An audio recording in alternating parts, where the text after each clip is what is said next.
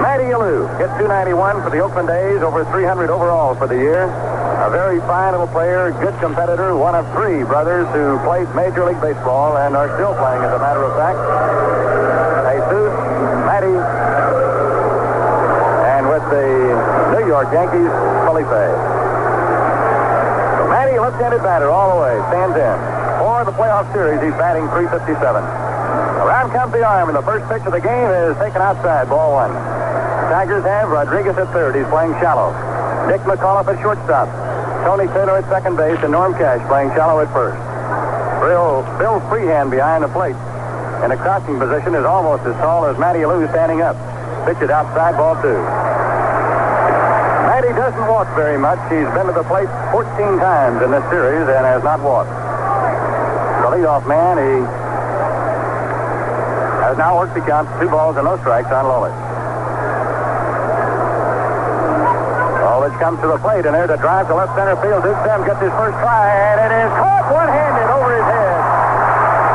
Matty Alou taking a shot at the one vulnerable spot you might figure the Tigers have defensively here today.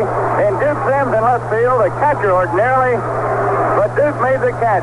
That's very graceful, I'll say that. He almost stumbled and went by it, and it was curving away from him. He's not used to that type of line drive hit off the bat of a left-hander, so he may have a tough day before it's over with out there.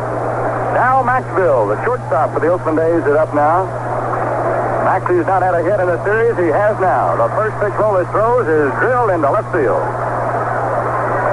Maxvill is on. The A's in 2 pitches have hit the ball hard. Here is Joe Rudi, a 19 home run hitter for the Oakland A's this year. The top regular on the ball club and batting average, hitting .305 for the season. He just called for the baseball, and it's a good thing. It looks as if it's been in a hog pen all night. It's really dirty. You know, one thing about our ball club, Monty, we're sitting putting runners on base, and I would have to think Joe Rudi can really make a difference in this ball game today against a left-hander like Lolich. He goes to right off him, and he can hit it out of here. In the playoff series, Rudi has had 5 hits and 11 at-bats. That tallies to .455 batting average. He has not hit the long ball out of the park. As a matter of fact, the A's in the first 3 games have not hit a home run, and they were the leading home run hitting club in the American League this year. The Tigers have 3 home runs in the series. Maxvill off first base at always. Lolich at the stretch. Pitching to Rudi. He swings on the first pitch and fouls it off strike 1. Joe hit the longest ball, I think, for us. He hit off the top of the center field fence towards right center off of Lolich. So, as I said before, he is going that way as he fouled that ball off to the right side. He's had 2 home runs in the right field stands here in Detroit this year, 1 off Lolich. The ball Jimmy was talking about was out in Oakland in game number 1 of the playoff series. The A's win today. It's all over, and they are in the World Series. The Tigers win. It'll be game 5 here tomorrow. Lolich pitching. Rudi hits the curveball on the ground to the second base side. Taylor's got no play at second. He goes to first for the out. Rudi really jammed on that pitch. It really was, Marty. That ball was a slow changeup of some kind, slow slider that he was trying to go to right with. If he let it get in too far on him, and it's awfully hard to hit that ball that far inside. On the strike part of the plate, he might can do it. Here's Reggie Jackson, one of the A's home run leaders. He hit 25 for the season. He has had only 3 hits and 13 at-bats in the playoffs. One of the hits was a double to knock in 2 runs against Detroit. Dal Maxvill is on at second base now. Base hit could put the A's on top here in the first inning. Lolich sets and throws. Jackson swings, hits it on the ground in right field. That may not score Maxvill. Kaline gets the ball in a hop, gets it back in here, and it is there in a beautiful peg. Maxvill goes to third on Reggie Jackson's base hit. In this ballpark, you can't always score from second on a hit because the right fielder can't play deep, and Kaline has a gun for an arm. Truly a beautiful play to watch. It's like playing in Boston. When that ball is hit the left field in Boston, 9 out of 10 times you can't score. Jasinski with a great arm in Boston. Kaline still with a fine, excellent, accurate throwing arm will not let you score in right field. But Jackson has been hitting that ball so hard, he finally found a hole.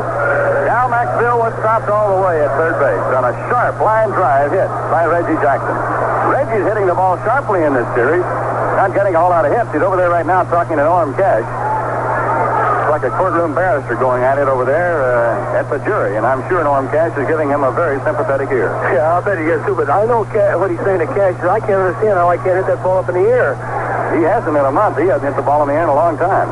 Well, there's 2 down and 2 on, and here is Sal Bando, the A's third baseman and captain. Bando batting .250 for the series.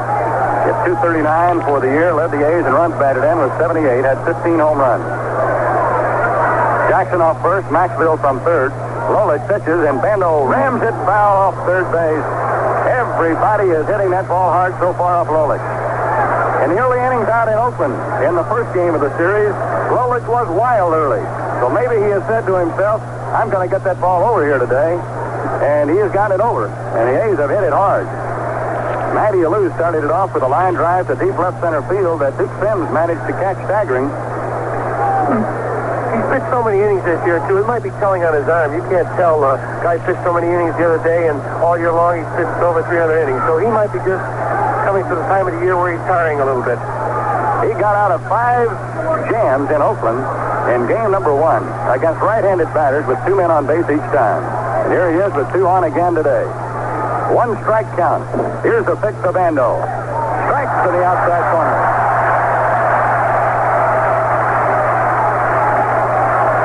No balls, 2 strikes as Lolich is out ahead of Bando. The A's have had 2 hits here in the first inning.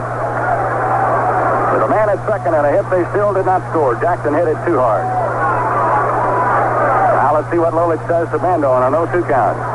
Here it is. Missed with a low inside curveball. I noticed that Bando is quite away from the plate, and then he just moves up a little bit to try and protect it outside. He's choking up on that bat an awful lot, so he hasn't got too much bat space out over the plate. One of the scouting reports on which the A's relied says that Lolich has really tried to get the batters out inside very consistently, so Sal might have moved off for that reason. 1-2 pitch. Popped up. Right to the first baseman, Norm Cash, and the A's lead 2 on here in the very first inning again today. After a half inning of play, the score, 0-0. Last half of the first inning coming up, and Jim Catfish Hunter of Hertford, North Carolina, is on the mound for the A's today, trying for his second win in this series. Can't say about Catfish what you could say about several other men who have appeared in this series, and that this game might be the biggest of his career, though if he wins it, I'm sure he'll say that it is. But he's pitched in all-star games. He has pitched in the first game of the playoffs this year, the second game of the playoffs last year. He's pitched in a lot of big ball games, but I would imagine that if we win it today, Hunter's got to say it's the biggest win he's ever had. Frank Howard is coaching first base, Monty. They must have gotten permission from Dick Williams and also league president Joe Cronin, because Dick Trudusky had to go home. His dad is in a coma and very seriously ill. Here's Dick McAuliffe, the Tiger shortstop. A rugged competitor, tough left-hand hitter against right-hand pitching. The first pitch to him is low and inside, ball 1. McAuliffe in the playoffs has been up 12 times. He's had 1 base hit. He got it off a left-handed pitcher yesterday. The pitch, strike call. Like the way Don Denkinger, the plate umpire, called strikes. He gets that right hand up in a hurry and very authoritatively. The good umpiring crew for this playoff series. 1-1 pitch. High and outside to McAuliffe. 2-1 now.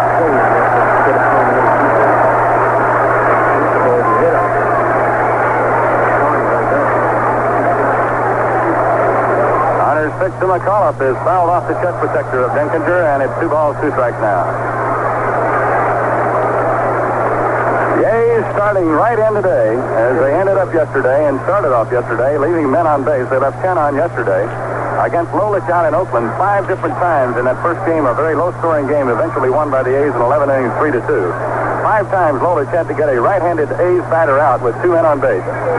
And he did it all 5 times. And here he's done it already once today. 2 balls, 2 strikes to McAuliffe. Hunter's pitch. Fastball, strike 3 call. McAuliffe doesn't think Denkinger is quite as good an umpire as we'd indicated we thought he was. He walks away from the plate, he sends his Christmas greetings to him. McAuliffe didn't get a single breaking ball from Hunter that time. The cat just threw him all smoke. The rising applause is for Al Kaline of the Detroit Tigers. Al's batting .333 in the playoff series with 1 home run. He hit .313 for the year. Hunter's first pitch to him with a curveball swung off the end of the bat, foul, strike 1. Wow, did he go after that first one, and it was up there around the letters. Al Kaline said that if he plays any more baseball, It might be one more year, but certainly not more than one more. Hunter's 0-1 pitch. Fouled off, strike two. Catfish Hunter's the kind of a pitcher that'll just challenge the batters. Even with 2 strikes on him, he goes right after him for that 3rd strike often. He just challenged Kaline with a fastball, but out away from the plate, so if he did hit it good, he hit it deep to center field, and this is so big in center field, that's a good pitch. No balls, 2 strikes to count. Hunter winds and throws a curve off the outside part of the plate. Ball 1, 1-2. Kaline is known as an outstanding breaking ball hitter.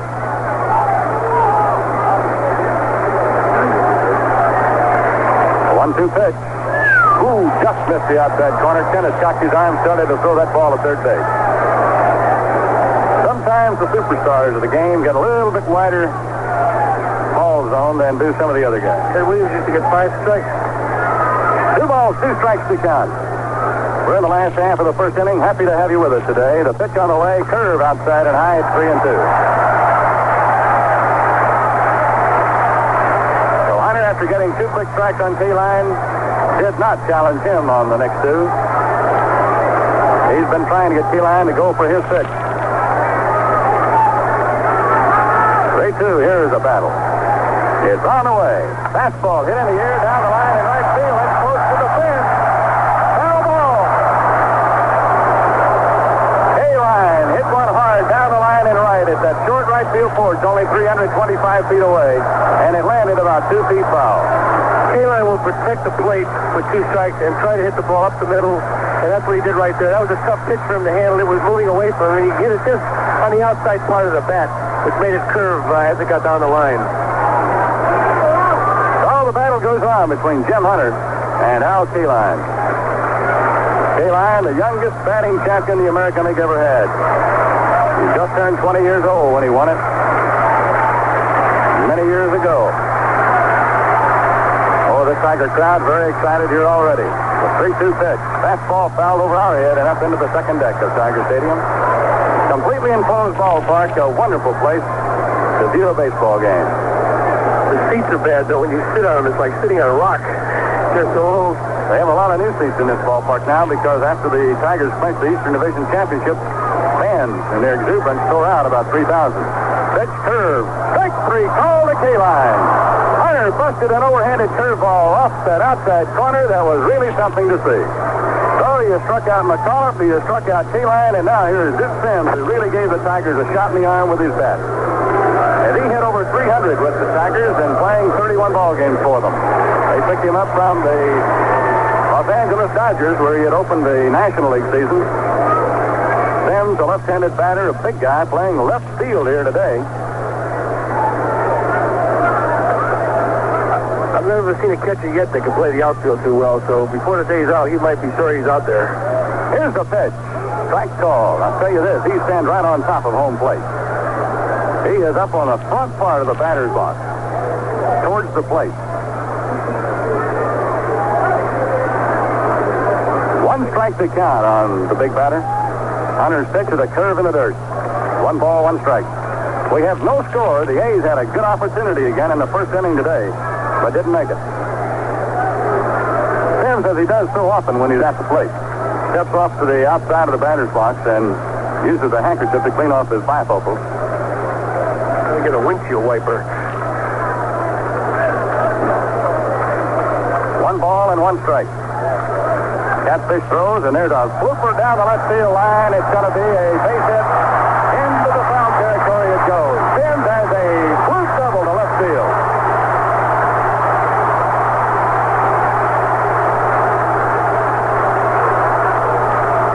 Oh, he got hit right off the pitch and blooped it out over third base. Bill Freehan, who broke back in the lineup yesterday for the first time since September the 21st, had a home run and a double and threw out a runner at second base. He's doing all this with a fractured thumb on the throwing hand. Sims just took his glasses off and gave the third base coach. They didn't help too much that time, except that the catcher hit him right on the thumb.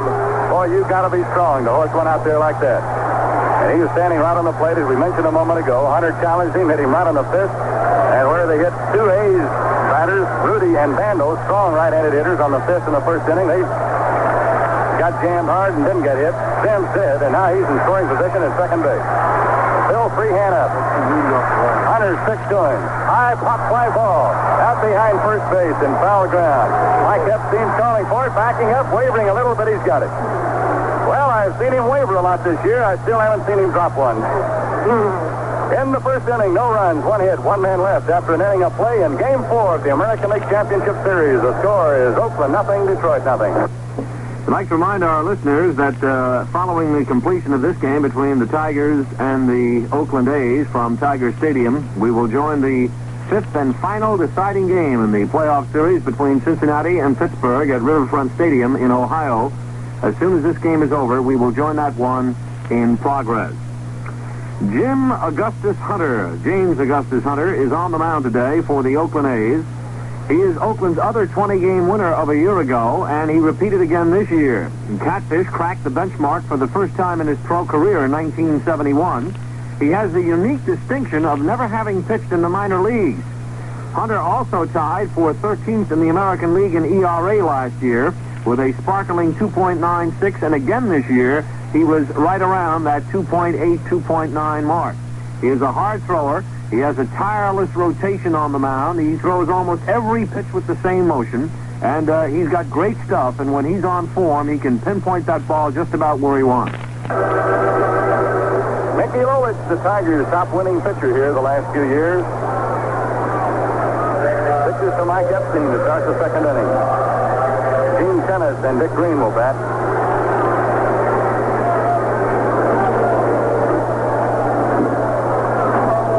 Epstein this year hit 26 home runs. He led the A's in that department. He knocked in 70 runs, and his batting average was 270. He had a good year. Lolich's first pitch is high and inside, ball 1. Epstein takes it, just backs off the plate a little ways. Very rarely do you see him ever really bail away from the plate on an inside pitch. Lolich again. Strike, and that one is right down the middle. Boy, Epstein takes a lot of pitches. 1 ball, 1 strike count. Lolich, like Hunter, a fast worker. Throws one by him, swinging, strike 2. Seems to be trying to keep that ball inside on Epstein mostly. And they say that's the way that Lolich has been pitching the last 6 weeks. Trying to get everybody out inside with breaking stuff and fast stuff. Now the 1-2 pitch. Check swing foul. It goes into the crowd over the top of American League President Joe Cronin. Joe has been bitterly blasted in the press, particularly here in Detroit. I don't know where else, but I would think very unfair. He's a fine man, a fine president, very conscientious, and the press people are blasting him hard and often. Here's the 1-2 pitch. Strike 3 call. Epstein takes another one, and this one cost him. He didn't swing the bat but one time while he was up there then. So the A's, who fanned 14 times in yesterday's game, have already gone down 3 times in this game.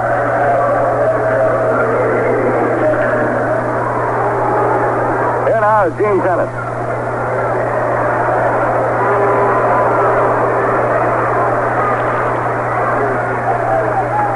There's a drive to left field, hit well, but back goes Dick Sims. He's got another one. Boy, the A's are hitting the ball hard. But it's just like yesterday, all the hard ones they hit went right straight at somebody. Come on, Greeny. Come on, man. Gene Tenace still hasn't had a hit in the playoff series. Here's Dick Green, the A's second baseman.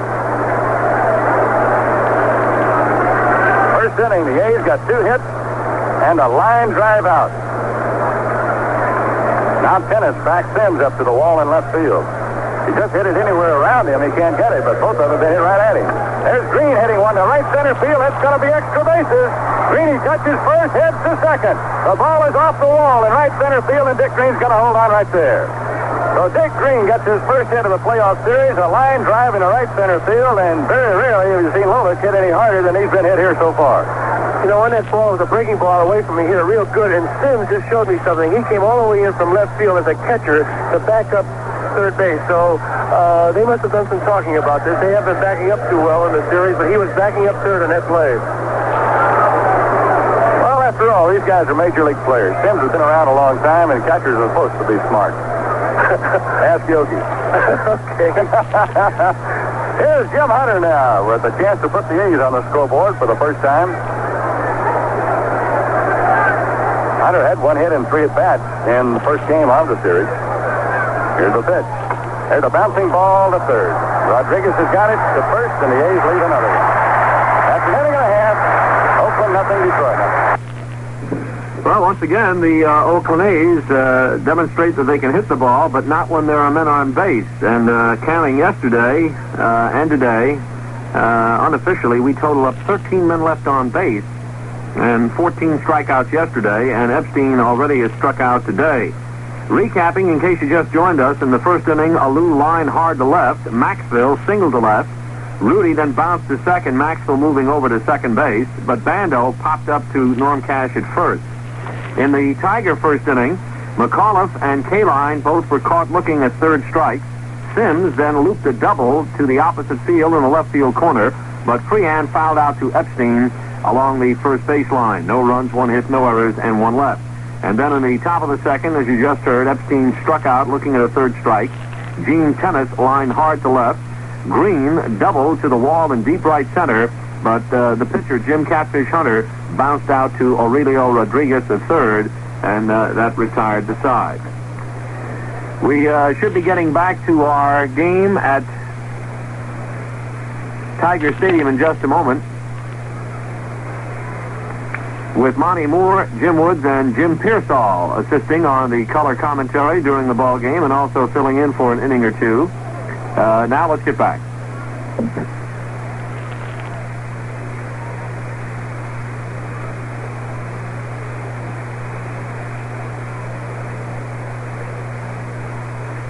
Well, we've temporarily lost our transmission to Tiger Stadium in Detroit, and we'll try to clear it up for you in just a moment.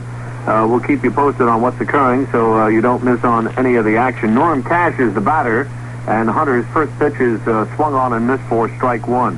The man on deck is Jim Northrup, the center fielder today, and then we'll get down to the bottom third of the order. There's no score in the ball game, although the Oakland Athletics have had a couple of golden opportunities in the first 2 innings. The next pitch to Norm Cash is a fastball over the inside corner for strike 2. No balls, 2 strikes from Jim Catfish Hunter. And, of course, Cash always a home run threat, particularly at Detroit, where he's hit some prodigious wallops. I believe 1 of 5 people to clear the right field roof. And the 0-2 pitch is swung on and fouled back into the upper deck off to the left of home plate. Count on Cash remains no balls and 2 strikes. We hope to clear up our transmission. We have lost our line to Tiger Stadium and the Oakland A's network. We hope to get it back momentarily. Jim Northrup on deck. We're in the bottom half of the second inning. There is no score. Cash check swing foul over the third base dugout, and the count remains no balls and 2 strikes. There is no tomorrow for Detroit. They have to win today if they want tomorrow to occur. And if you're wondering about the pitchers who will be working in the 5th and deciding game, if it is needed, should the Tigers win today, it will probably be Woody Fryman for the Tigers and either John Blue Moon Odom or Vida Blue pitching for Oakland. Probably John Blue Moon Odom off his brilliant free hitter when he beat the Tigers over the weekend. The pitch to Cash now is swung on as a chopper to the right of the mound out towards second. Green underhand throw to first is a beautiful play on a bare hand pickup, and Cash is retired on a slow roller to the shallow part of second base. That time, Jim Catfish Hunter moved to his left to try to spear the ball, but it was by him, and it was a nice one-handed pickup by Green, and he fired to first just in time, a half a step ahead of the speeding Norm Cash down the first baseline. So there is 1 out, and the batter now is Jim Northrup. Northrup has always hit well at Detroit, particularly when he came up in the late 60s. He is one of few men to hit 2 Grand Slam homers in one ball game, and he always is a threat for the long ball, along with Norm Cash, both being left-handed hitters. Fouls the first pitch back on the screen, and the count 0-1. Tony Taylor is on deck.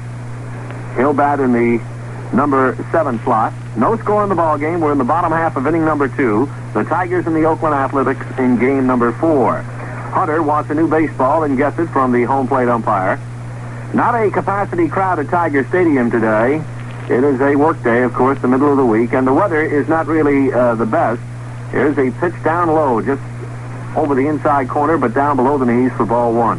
1 ball and 1 strike to Jim Northrup, who is batting here, the second hitter in the Tigers' second. Here's the next pitch. It's swung on, and a high foul hit over the third base dugout and out of play. So the count remains 1 ball and 2 strikes on Jim Northrup. On deck is Tony Taylor. Mickey Lolich pitching today for the Tigers, and working for the Oakland Athletics is Jim Catfish Hunter. We have 2 20-game winners on the mound.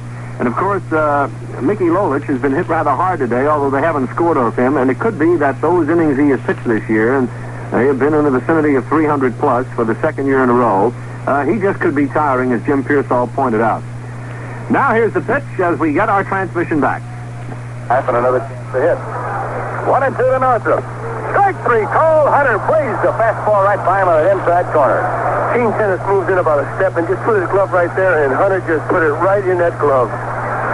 Catchers tell me that catching Catfish Hunter is just like sitting in a rocking chair and having an easy day of it. If you want the ball in the outside corner low, you just move over there and you're going to get it there. Here's Tony Taylor. He hit .303 for Detroit this year, playing basically against left-handed pitching. So far in the series, he's been up 7 times. He has not had a hit. Just missed outside. Hunter did on his first fastball. That's 1-0. 2 down, second inning. Oakland nothing, Detroit nothing. Both teams have threatened. Oakland threatened twice. Taylor drills one right center field. Way back goes Reggie Jackson. That's going to be off the fence. Jackson playing it on the warning track. First hit. Taylor goes to second. Now he's flying for third. Jackson missed his first cutoff there, and Taylor gets in at third base.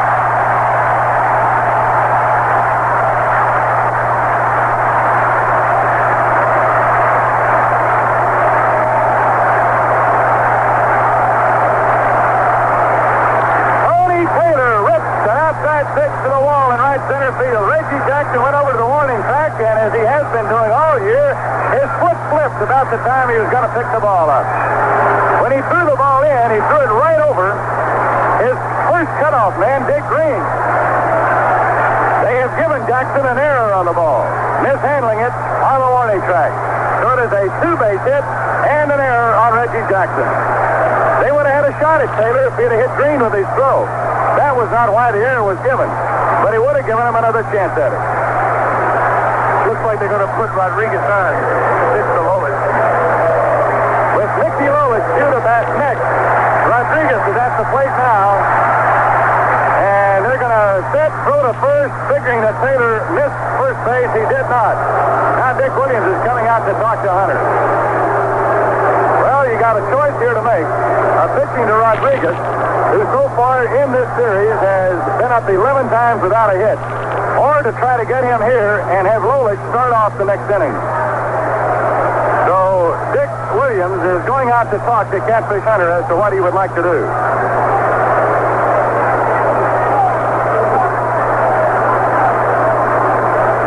So the Tigers have had 2 hits. They've both been extra bases. The A's have had 3 hits, one of them an extra base. They're going to walk Rodriguez here. This guy had some mighty big hits for Detroit this year. They're going to leave it up to Mickey Lolich. It looks like that rain might be coming too right now. It's getting awfully dark over on the third base side over that top of the stands. That's where it comes from. As I played here many years, it comes from there. I'll tell you something, too. These teams have got to try to play where 1 run is very big on a rainy day like this. So I'm sure the umpires and the president of the league, who's actually in charge of weather conditions on a playoff game, would let the rain go a long, long time before they call it off. But if it does get called off because of rain, 5 innings makes up a ball game. I would think that they were going to have to try to play all night, whether they wait until play a night game with it. And they've got to get these games in and get this one in particularly. Runners at first and third now. And the batter is Mickey Lolich. Catfish Hunter down to the stretch. Here's the pitch. Lolich takes the strike. Mickey went up 4 times in game number 1 and did not get a hit. He'll be bearing down here. Pitch.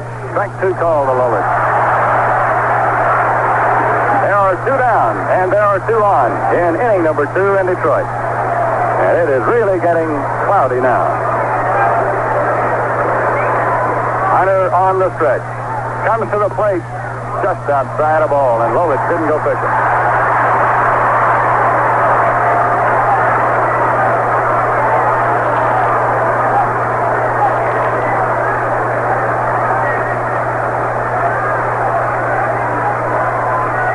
Checks the runners. Here's the pitch. High fly ball, short, right center field. Reggie Jackson calling for it. He has plenty of room, makes the catch, and we go to the 3rd inning. With the score, Oakland nothing, Detroit nothing. Well, you know, with baseball coming to a close, with the playoffs wrapping up either today or tomorrow, and the World Series starting on Saturday, lo and behold, basketball is here. Pro basketball, of course. The NBA got its season underway on Tuesday night with 4 games. The New York Knickerbockers beat the Seattle Supersonics 113-89 in a runaway. At one time, the Knicks were leading in that one by 33 points. Bill Bradley was high man for the Knicks with 26. Dave DeBusschere had 18. Pete Maravich and Lou Hudson combined brilliantly for a 66-point total between them as they led Atlanta to a big romp over the Buffalo Braves in their initial game, 120-109. The Big E, Elvin Hayes, began his career as a Baltimore Bullet by leading the Bullets to a 102-90 victory over the Cleveland Cavaliers. Hayes scored only 18 points, but he pulled down 23 rebounds and blocked half a dozen shots. And Chicago staged a strong fourth-quarter rally to beat Philadelphia 95-89. And Ken McIntosh connected for 21 points along with Bob Weiss. And also in the final quarter, the Chicago reserves, Bob Weiss and Kenny McIntosh, connected for the 21 points apiece. And that turned the ballgame around for Philadelphia. Now let's get back to Jim Woods and Monty Moore at Tiger Stadium in Detroit. There is no score in the ballgame. We head to the top half of the 3rd inning, and Matty Alou will lead it off again. Maxvill and Rudi. Thus far, Lolich has been fortunate to escape. Veteran left-hander moves in the first pitch to Alou, who took a funny kind of a swing at it and didn't get it. No balls and a strike. Rain, stay away. Let's get this one in and get it in the bag. And relax for a little while before Saturday. Pitch to Alou is strike 2 call. Lolich throws the ball right into the belt and picks up a good seat in the inside corner. 2 quick strikes on Mateo Rojas Alou. Rodriguez about 8 feet off the line down at 3rd as Lolich moves into the motion, delivers, and Matty drives one deep right field. Back goes Kaline, and it's over his head. It's off the wall. Kaline falls down. Alou is on his way to 2nd, and he's in with a double. Kaline leaped at the wall. It didn't threaten to be a home run, but it just got over the grasp of Upton Kaline. With 2 strikes, Al was playing him too shallow. And he said to me yesterday in the interview that he knows he can hit the ball out of his ballpark because he's got pretty good power for a little man. And that ball was a shot curving away from him, and Al did not have a chance to catch that ball at all. That was way over his glove. Oh, the A's threatened again with a runner at 2nd base. Nobody out, and Dal Maxvill, who hit a hard single his first time up in the left field, is the batter. Cash comes way up at first base. Anticipating that Dick Williams might be trying to bunt Alou on over to 3rd base. And Lolich is being rocked at 4 hits off Mickey so far, but this score is still 0-0 into the 3rd inning here. McAuliffe cutting in behind Maxvill, and Maxie bunts the ball and it's foul down the 3rd base side. No balls and a strike. Our butters right now are pulling that bat back. They're not leaving it out in front of them. They're getting it back towards their body, and this is not good. You've got to have that bat out in front of you so you can do more with it, and he's being handcuffed with that ball. We've not been too successful with this maneuver all during the playoff series. No balls and a strike on Dal Maxvill, who has been in many a pressure game before and against Lolich, too. Faced him in the 1968 World Series, and Lolich was the 3-time winner against the St. Louis Cardinals. Mickey taking a long stare in this time and suddenly backs away. Wouldn't be surprised to see him come in with a high fastball right here. Looks back at Alou, and the ball is bunted in the air, right to Lolich. Maxvill trying to bunt, had a little pop-up. It's grabbed by Mickey Lolich. There's one away, and of course Alou had to hold at 2nd base. And we just can't lay down a bunt when we have to. Now Joe Rudi, who grounded out, second to first, his first time up.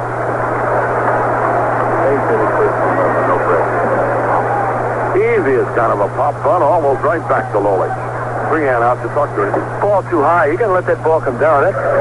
Bunting is the easiest part of this game if you make it easy, but if you make it hard and you bunt the pitches they want you to bunt, you're in trouble, and that's just what happened right there. I knew Lolich from playing against him so many years that he will try to make you bunt his pitch, and that was that high fastball.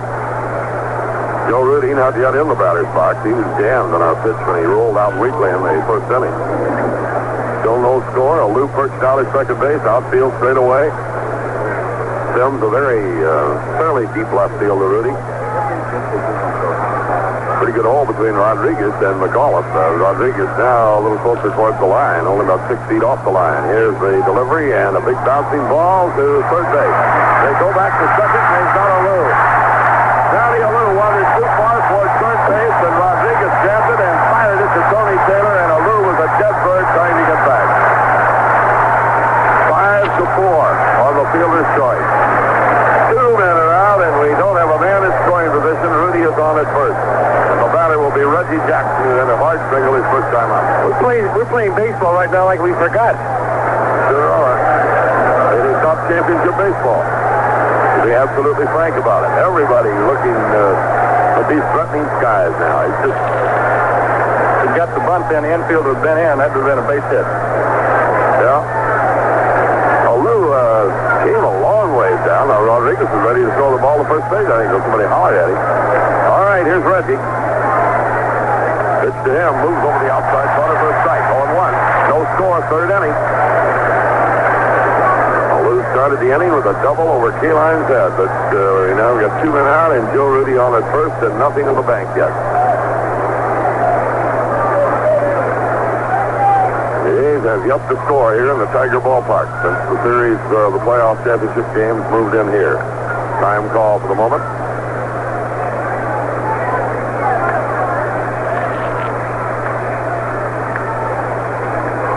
Lolich gets set. No balls and a strike. Here's the pitch. A hammering swing by Jackson and a miss. Strike 2. So now Lolich has Reggie just where he wants him, set up with an 0-2 count. We're giving confidence to the opposing pitcher, just like Coleman yesterday. He's in a jam most of the time. Then he finds himself going good with plays being made and also us making mistakes. And right now, Lolich is reaching back and throwing as good as he can throw. He hung that one up pretty good. They're giving Jackson all the left field and all of the third base line. Rodriguez way out towards the shortstop position. 2 strikes on Reggie Jackson. Here's the delivery by Lolich, and he's stuck him out. No runs, 1 hit.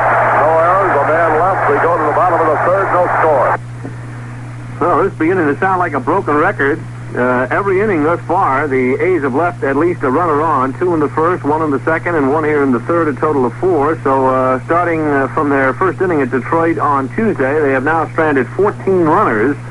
That's an unofficial tally, but that is a staggering amount in a short series, and it could be fatal.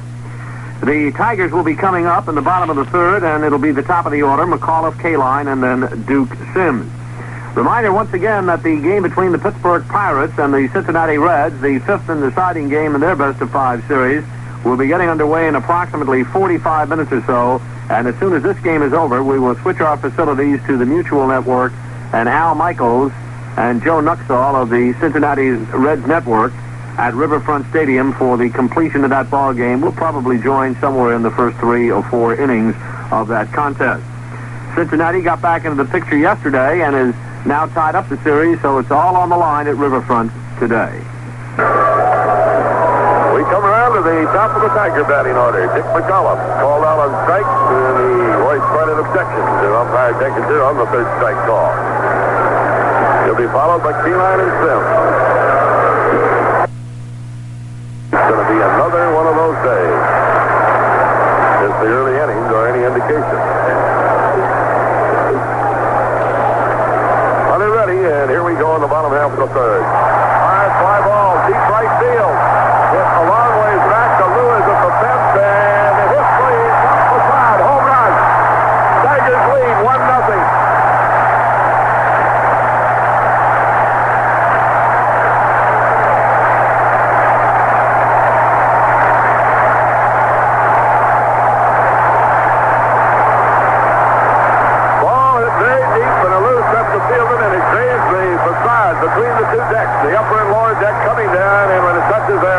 That's all she wrote, Daddy, and Detroit goes out in front 1-0. Yeah, he's got to pitch inside. He liked that ball down and in. Catfish struck him out. The ball got away from him last time, but that pitch was a little bit too good for his liking. They pitched to Kaline as a breaking ball wide. 1 ball, no strike. That 1 run ain't going to win this ball game by far. There's going to be some runs scored in this game before long. There's Catfish working again to Kaline and missing outside. He's behind now. 2 balls, no strike. The crowd roaring on every pitch now. The Tigers want blood, brother. They have struck first again today, as they did yesterday. And again, it was a home run off Hunter that was his undoing. He is low to Kaline. Ball 3. 3 balls, no strikes on Kaline. With the lead of the batting order coming up. Sim, Freehan, Cash. I would be surprised to have Kaline hitting right here. 3-0 pitch down the middle for a strike. 3-1. Tigers have 1 run on 3 hits. Oakland no runs. They've had 4 hits. The A's have left 4 men on so far. 3-1 pitch now to Kaline. Watching. Second pass given up by Hunter. Runner at first. Nobody out. The batter is Duke Sims, who puts the double along the left field line his first time up.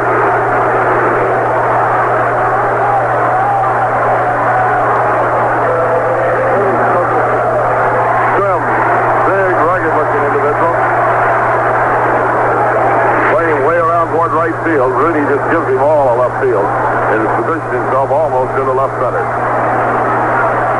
Where he was before when Sims hit it off the end of the bat and it rolled down the foul line for a funny-looking double. He really amazes me. All that time on deck to clean those glasses out. He gets up the home plate. He's on television now. He's going to spend a few minutes because he may into a double play or something. Maybe he's after the award, the Emmy or something. 1-0 Detroit. Runner at first. Nobody out. The Tigers running. That's Jim Hunter. There's a delivery. Strike call in the outside corner. 0-1. Down to the bullpen. Raleigh Fingers is up and throwing. First bit of action we've had in a pen this afternoon. So for Dick Williams, he'll throw the book at the Tigers today, pitching wide. Fingers warms alone. Here is Hunter working, and he reached outside for a pitch and fouled it back, strike 2. So Hunter gets out in front of Sims. Freehan is on deck.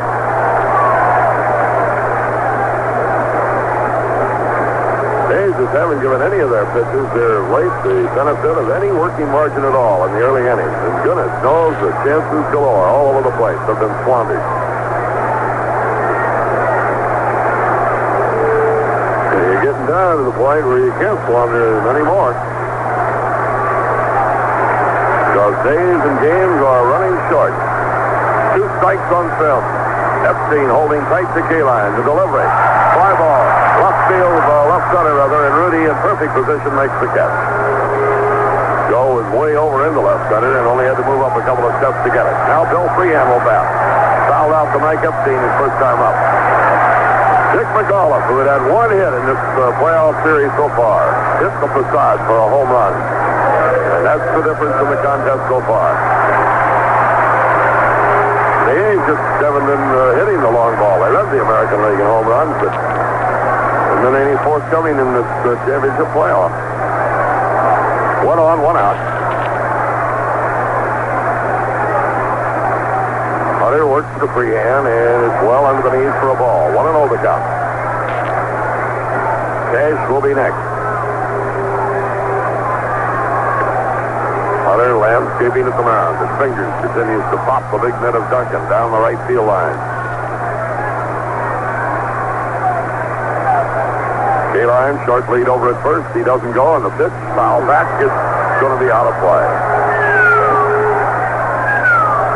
Right over the booth, and Sandy Koufax. Boy, what a break that was. There was a breaking ball up in his eyes, and that's the one pitch he can hit off of Hunter. He has an awful lot of trouble handling anything away from him with good stuff, but that was a breaking ball right up in his eyes, and he fouled back.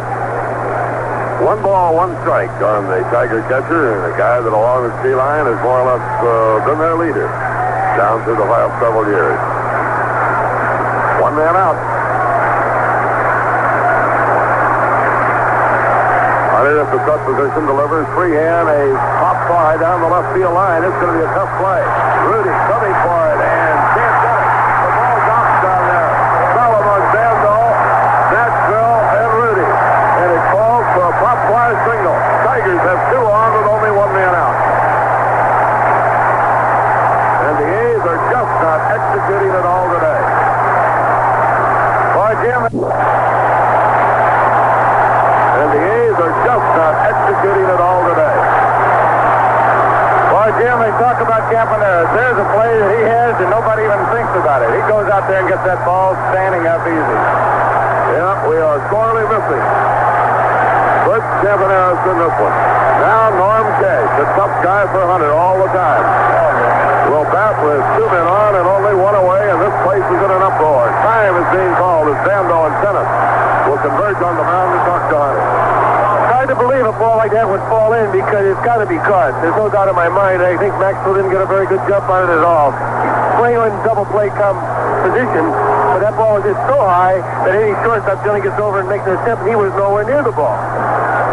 Vida Blue now starts to warm up along with Fingers down in the A's bullpen.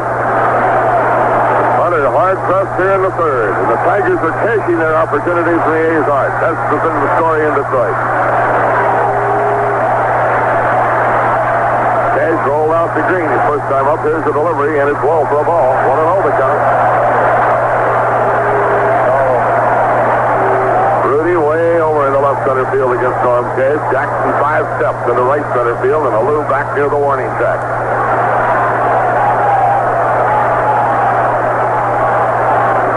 Hunter pops his head around, keeping an eye on Kaline. Out at second, delivers, and Cash reached for one and fouled it back for a strike. 1-1. Joe Schultz, the coach at third, and the biggest fan of the game, Frank Howard, down at first today. Hunter again digging himself a hole out there on the mound, and he's dug himself a pretty good hole in this inning so far. He's got to reach back and get it here early in the last half of the 3rd inning. Because you can't let Lolich get too much of the lead on you and pitch his ball game. Here's the pitch now to Cash. It's high for a ball. 2 balls and a strike.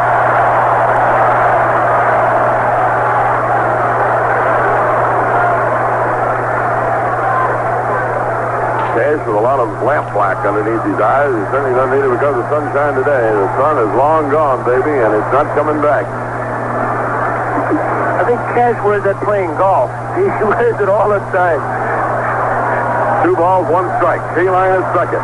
Freehan on at first. And his bat has certainly been a factor since he got back into the lineup. Hunter moves the ball into the left-hand batter. Very high for ball 3. 3-1. Now he's got to feed Norm Cash. They bat pitch. Home run. Walk. A little pop fly that should have been caught but wasn't. And Catfish Hunter in deep trouble. Works 3-1 to Cash now, and a swinging strike 2. Full count now, 3-2. Catfish certainly not showing any signs of losing his stuff. He's throwing just as hard as he can right now, and if Cash hits it, he's going to hit one of his best pitches. Very big pitch coming up right here and now, and Cash has had a long look at Schultz to see where the runners are going to be going, I guess, and we'll find out ourselves very shortly. Kaline, the runner at second, Freehan at first. 1 man out. 3 balls, 2 strikes, and Tenace calls time. Just as Hunter was starting to hit, Gino says, I want to talk to my hurler. He may feel that they might be giving the signs to Cash right here, or he might just say, well, what do you want to throw? You tell me, and I'll put something down, but we know it's going to be either a fastball or a curve, whatever you want to. Hunter says fastball, he'll give him a curveball sign maybe right now. While all that was going on, Maxvill and Dick Green converged behind second base, and they had a little chit-chat about something. The tension mounts here at Tiger Stadium in Game 4 with Detroit leading 1-0 3rd inning and threatening. Here's the 3-2 pitch. Struck him out swinging, and the runners were not going. And I mean, he hummed it. Yes, he did, and that ball just jumped out away from him. That was the same type of pitch that Odom throws awful good to a left-handed batter. So I just have to think right now that Hunter is giving him all he's got. 4 strikeouts now for the Cap, and Jim Northrup, who was a strikeout victim his first time to the plate, will bat now with Kaline remaining at second, Freehan at first. Tenace really came out of that box and he grabbed the third strike, too, as he was guessing that Kaline and Freehan were going to be going, but they weren't. Right up there. Still one big out to get into the dugout, only one run behind the snarling Tigers. Here's the delivery. It's a breaking ball on the corner for a strike. 0-1.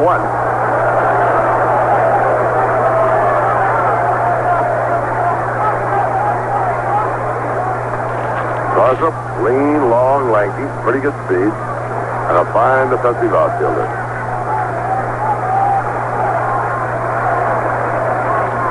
Catfish moves it in and away from the left-hand batter for a ball. 1-1 the count. Certainly a big gap out in left center field, Jim. It's as big as you can get it. And Northrup, of course, likes to pull the ball here, but Hunter's moving that ball out away from him good. Right out toward the 400-foot mark is all the territory Jimmy is talking about. Here's the delivery. A bouncing ball hit down the green. He corrals it, throws to Epstein, and Jim Hunter gets out of a tough situation. 1 run on 2 hits. No errors and a couple left on. At the end of 3, the Tigers 1 and the A's nothing. It was the big out for Mickey Lolich in the first inning as he batted the 2 on and 2 out and popped one right up at the bag at first base that Norman Cash gathered in, standing on the bag. So Dow will try again, and Norrin moves quite a ways out of the third base coaching box. Outfield, fairly normal and almost straight away for the A's captain. Lolich wheels it into him, and he hits it gently down to short. McAuliffe juggles the ball, picks it up, and throws in time. Just to get him with a flank juggle by McAuliffe. 1 out.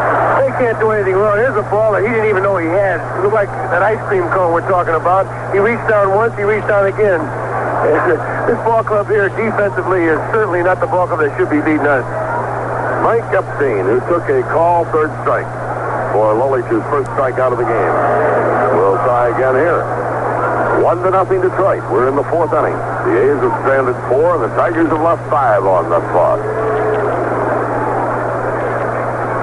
Infield, well around toward first base. Lolich brings in the delivery, and Epstein committed himself at the strike.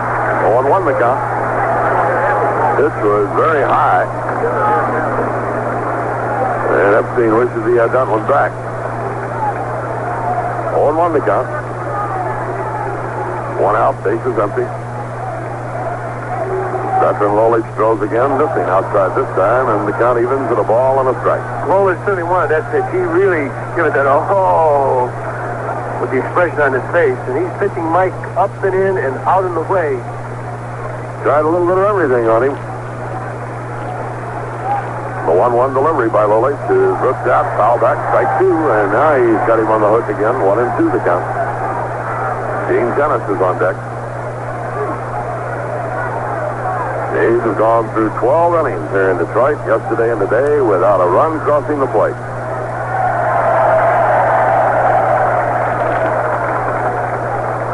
One ball, 2 strikes. Lolich taking his time now. He's pitching a little more slowly than he did in the first couple of innings.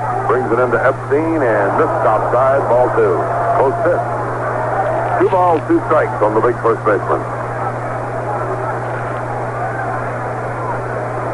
Either team had batting practice before the game today with a threat of rain, field covered all the way. Lolich working. 2-2 to Epstein. The ground ball hits down towards second. Tony Taylor comes up, throws to Cash, 2 out. Well, Lolich trying to have himself an easy inning here in the 4th. Will now face Tenace, who hit the ball hard, but right at Duke Sims in fairly deep left field his first time. And as Monty related, Tenace has not had a hit in the championship playoff. He hit an awful lot of line drives off of him. It's about the 3rd line drive in this playoff series. He's hit off of Lolich, but he just can't find a hole. Delivery to Tenace is outside. 1 ball, 0 strikes. This game is following the pattern of yesterday so much it scares you to death with Lolich in constant trouble, and Coleman was yesterday, and then coming back in the late innings to have it all. Once you let him get away. There's a strike to Tenace, 1-1. Tigers are leading on a Dick McAuliffe home run, 1-0.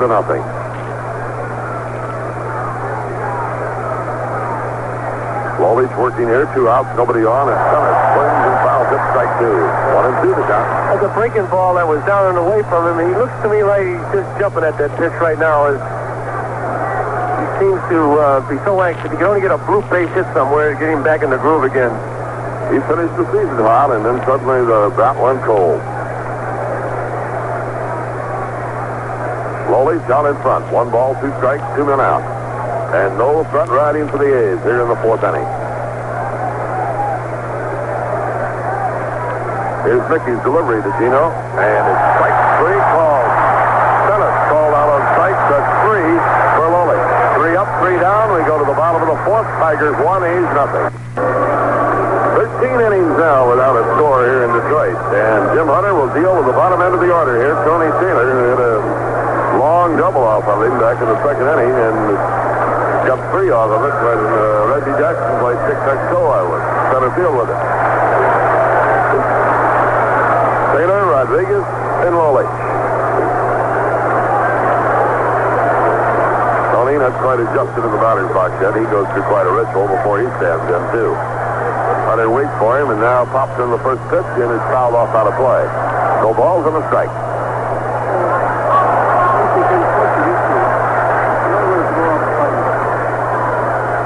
Nothing on the board yet in regard to Pittsburgh, Cincinnati. They start after we do here. Detroit, one of the few cities that's on standard time. Ball hit off the end of the bat right down to Howard and through his legs. And the crowd gets a kick out of that. He laughs about it. No balls, 2 strikes. Big old Frank just didn't get down low enough. And he's got a long ways to get down there, too, boy. 2 quick strikes on Tony Taylor. Hunter brings it in, and Tenace thought he had a strikeout. Tried to fire the ball down to Bando, and Dickens calls it ball 1. 1-2 the count. You might have missed one right on the middle. The 1-2 delivery now by Hunter is a breaking ball slammed down to Bando. He will cross it on to Mike Epstein, and there's 1 man out here in the 4th. Look up Rodriguez, who came up with the runner at 3rd and was perfectly passed his first time to the plate.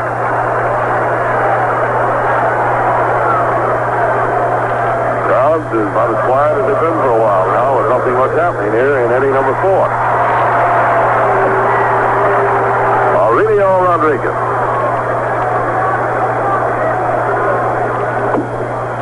A's have themselves positioned almost straight away in the outfield. Rudy drifting a little more toward the line in left, and Rodriguez takes the pitch outside. 1 ball, no strike.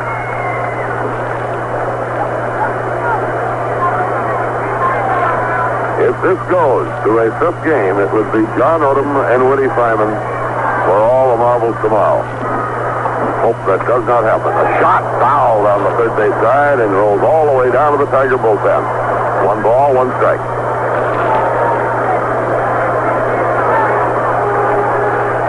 One man out, nobody on. The McAuliffe home run, the only score of the game so far. Hunter waiting for Rodriguez to get back in the batter's box.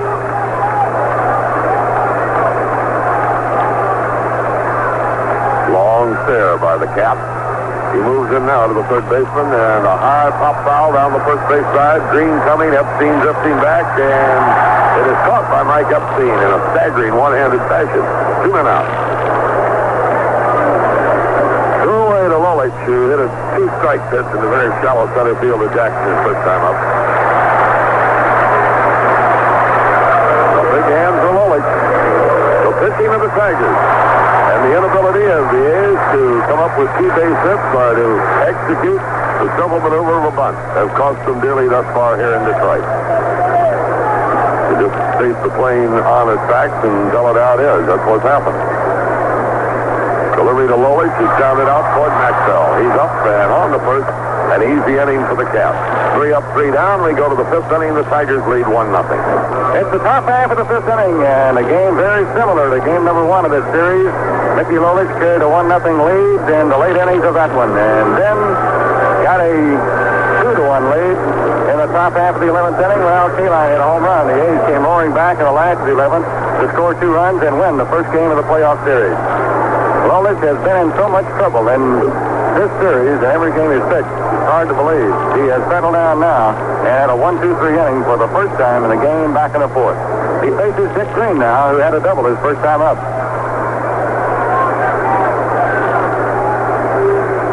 First pitch to Green is low and inside, ball one. The Detroit Tigers came back to Detroit, trailing to the point where if they lost one game out of the next three, they would not go to the World Series. The A's had all kinds of chances yesterday early and couldn't knock out Coleman. The Tigers went on to win it. Here's the pitch. Green fouls it off. 1 ball, 1 strike. Now today's game has started off very similarly to yesterday. I think about everybody in the league expected more scoring in this entire series than there has been. Here's the 1-1 pitch. Foul ball off first base. Cash chasing it. He's going to get there. He's got it. Dick Green got jammed. Lolich now has retired the last 6 men in a row. A quick slider of Lolich's can really fool you sometimes. He'll throw it slow, and then he'll give you that quick hard one when he gets 2 strikes on you. You're trying to go the other way with him, and he'll jam you. Here's Jim Hunter, the A's pitcher. Then Matty Alou will bat third here in the fifth.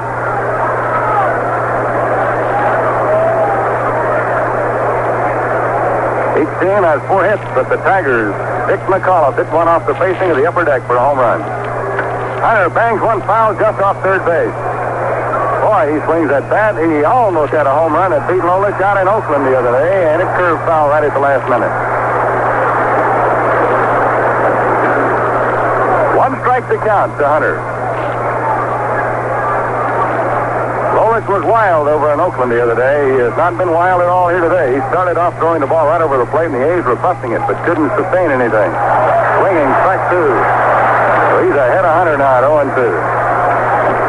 You give a guy like Lolich a lead, and he is tough. He's won 14 games, lost only 4 here in his home park in Detroit this year. Now the 0-2 pitch to Hunter, swing and a foul upstairs.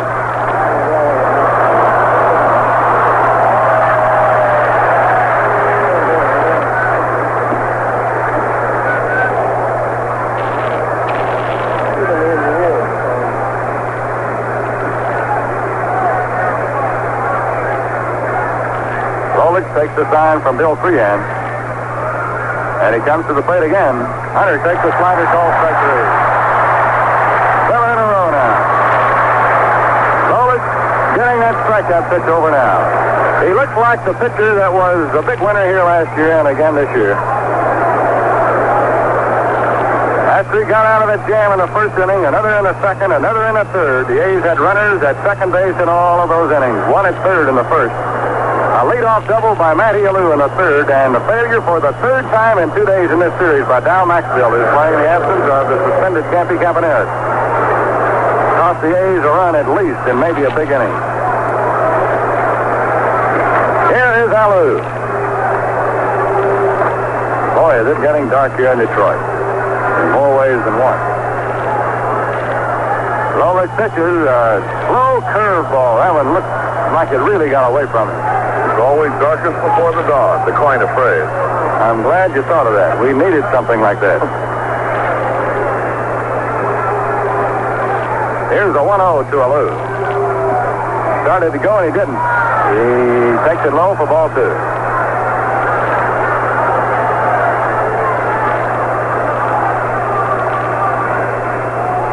Detroit leading Oakland 1-0. Nearing the halfway point of game number 4. Matty takes a strike. 2-1.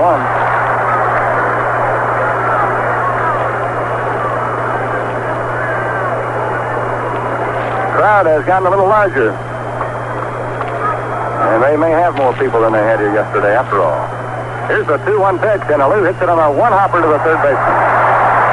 Rodriguez throws him out, and the A's are not coming close to doing anything against Lolich now. At the halfway point, it's 1-0 Detroit. Here's Dick McAuliffe, the hero of the day for Detroit so far. After taking a call, 3rd strike in the first inning, he came up in the 3rd inning with a vengeance. He raised that right leg up in the air as the pitch was coming in and blasted it off the wall in right field. For a home run, it was the upper wall of the upper deck. McAuliffe has been a good home run hitter for the Tigers over the years, particularly in this park. Pitches low to him, ball one. 1-0 Detroit. McAuliffe fouls this one off the face mask of the A's catcher, Gene Tenace. Very powerful guy, this McAuliffe.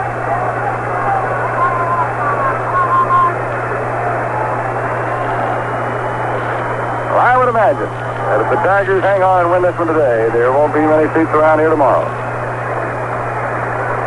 Either before or after the game. Here's a 1-1 pitch. Curveball, and it's hit deep to right field.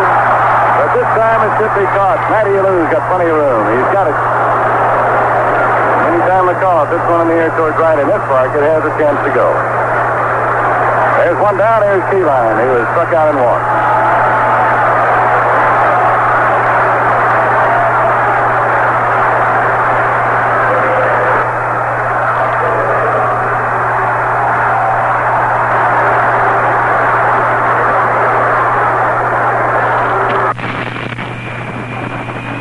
Hunter goes to work. Kaline hits a little broken bat looper out to left field. Joe Rudi comes in on it, makes the catch, and it's 2 away. And Hunter's thought went off right in the hand to Kaline that time. Since Freehan single in the 3rd inning set up a critical situation, Hunter now has retired 7 in a row. Here's Duke Sims. Stands here saying, Duke, Duke, Duke. Might sound a little bit as if they're booing, but they aren't. Sims got a fluke double right over 3rd base in the 1st inning, and he flied out to left in the 3rd.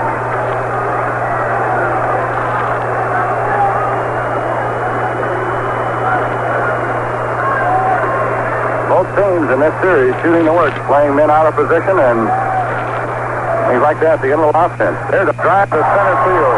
Right straight at Reggie Jackson. Makes the catch, and the Tigers go 1-2-3 in the 5th. They're going to the 6th inning. It's Detroit 1 and Oakland nothing.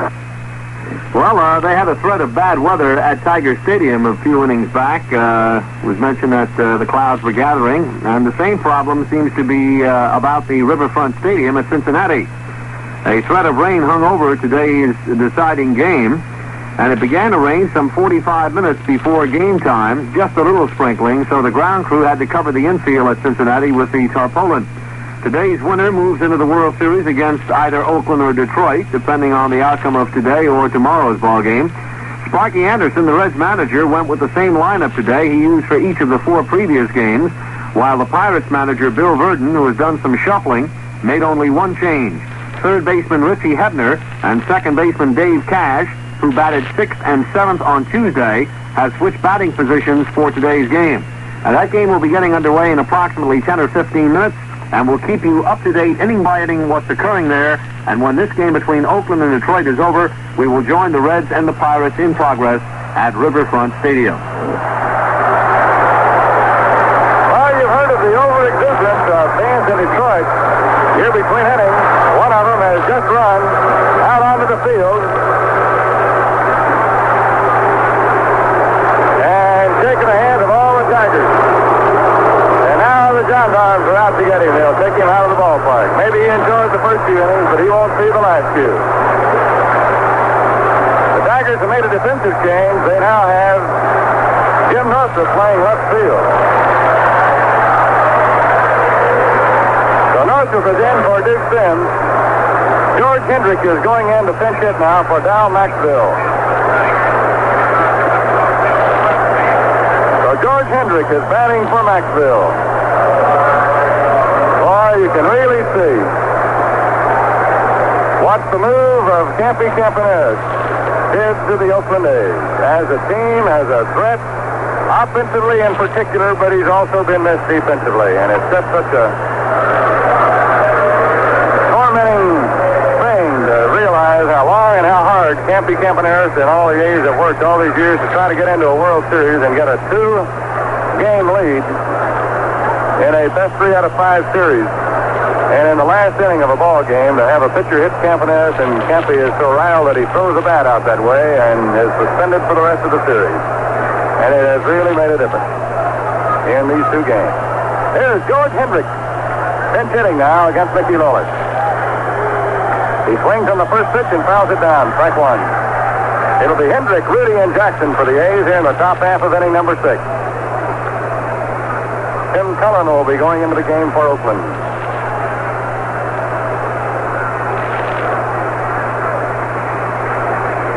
Lolich throws.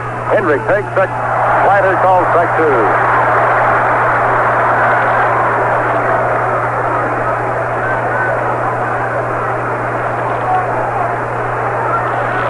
Mickey's working ahead of almost every batter now. Great rhythm, great control. Pitching, Hendrick hits one right up in the air behind the plate. Bill Freehan right under us, going to make the catch. Got it, one out. So they want a pinch hitter and a shortstop, all on the same move. Joe Rudi comes up now. Rudi is 0 for 2 today. He almost bounced one over the head of Aurelio Rodriguez at third base. In the third inning. Detroit is leading 1-0. They've got momentum going their way.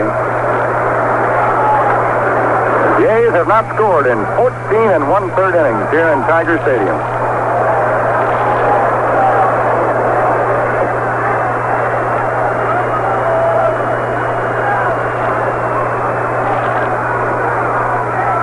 Joe Rudi moves into the plate. Here is Lolich winding and throwing. Rudi takes outside, ball 1.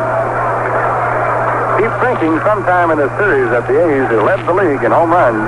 Somebody will hit one out. The only one that's really come close in the series was Rudi, and that was in Oakland. He went for a double.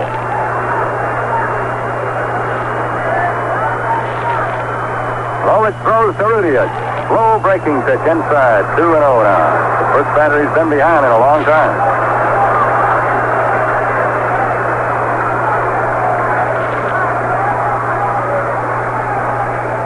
Have an explosive ball club. You'd think that trailing by only 1 run, you got to feel that they're going to explode pretty soon for a big inning. In this series, a 2 or 3 run inning is a big one. Here's a 2-0 pitch.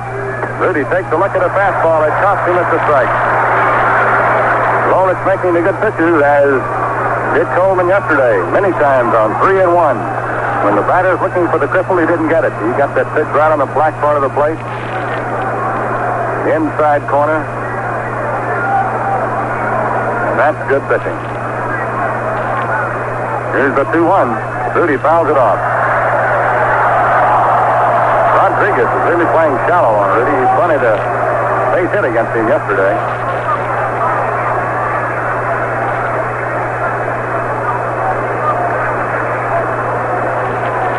Billy Martin got through 5 innings of this game without Duke Sims hurting him out in left field. He's a catcher.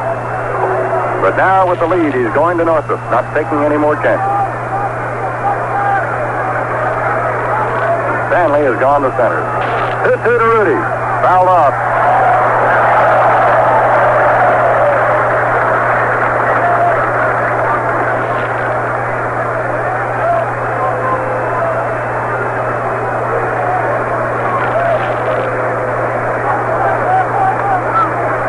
Reggie Jackson on deck for Oakland. It's the top half of the 6th. Dick McAuliffe's home run gave the Tigers their 1-0 lead. Each club has 4 hits. Oakland had 2 of them in the very first inning. 2-2 pitch. High pop-up. Run out behind shortstop. McAuliffe's going back. He is under it, and he's got an easy play. There are 2 down. Here's Reggie Jackson.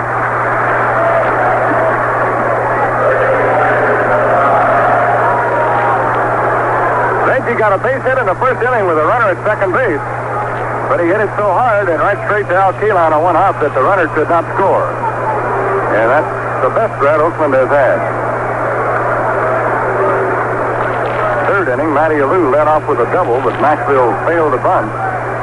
Joe Rudi bounced to the third baseman. They threw Alou out at second. Here's the pitch to Reggie. Slider called strike. That's the letter. A's players look like they have their heads down. Their shoulders are drooping. They are not the alert, aggressive baseball team they were in Oakland. They need a picker-upper somewhere along the way. One strike pitch. Strike two called. Jackson is screaming at Don Denkinger.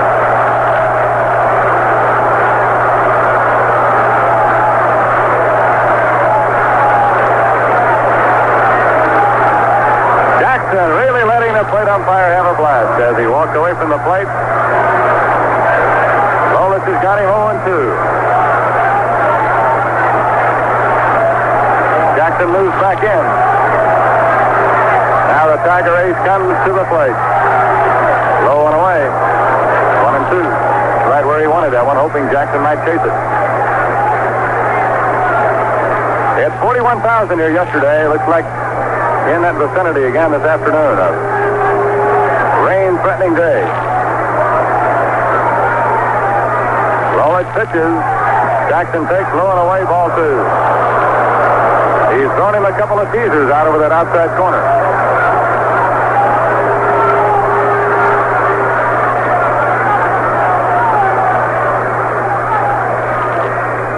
With two out in the sixth, Jackson the batter and Bando on deck for Oakland. Jackson cocks the bat. The pitch to him is swung on and fouled off. Ball is going up over the roof. Jackson hit a home run over the roof here in Tiger Stadium in the All-Star game 2 years ago.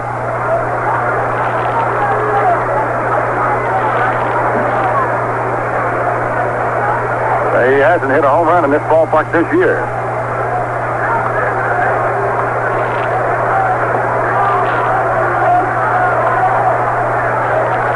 Here comes the 2-2 pitch. Ball three.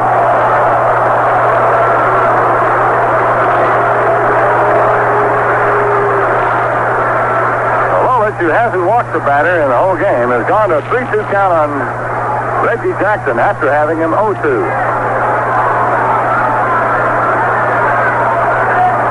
Now as Jackson gets ready, Lolich stares in. He gets his sign from Bill Freehan, and here's the pitch. Jackson swings and misses strike three. Mickey Lolich has retired 11 Oakland A's batters in a row. And we go now to the last of the sixth. It's 1-0 Detroit. In Detroit. They came home trailing by 2 runs in the 2 games in a best 3 out of 5 series. Tim Cullen is now shortstop for the A's, and Catfish Hunter pitches to Bill Freehan.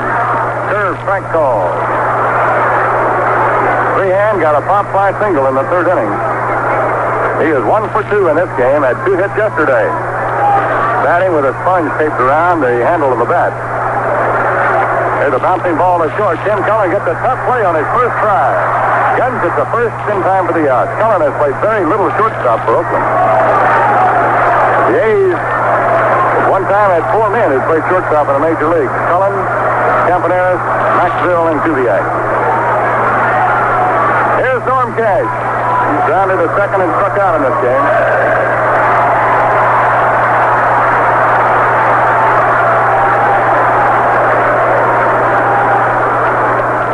Cash swings on the first pitch, foul tipped at strike one.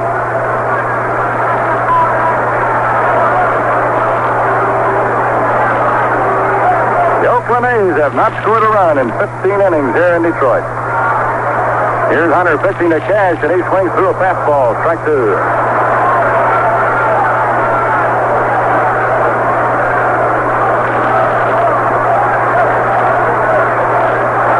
Stormin Norman is ready. Here's the pitch. Outside a ball.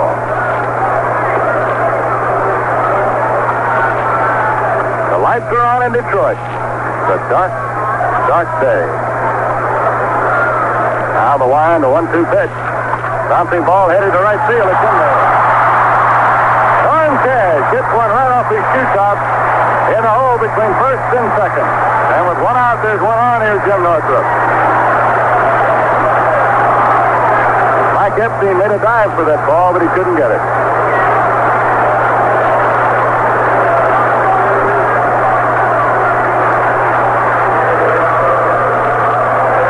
Hunter had retired 9 in a row before Cash got that single.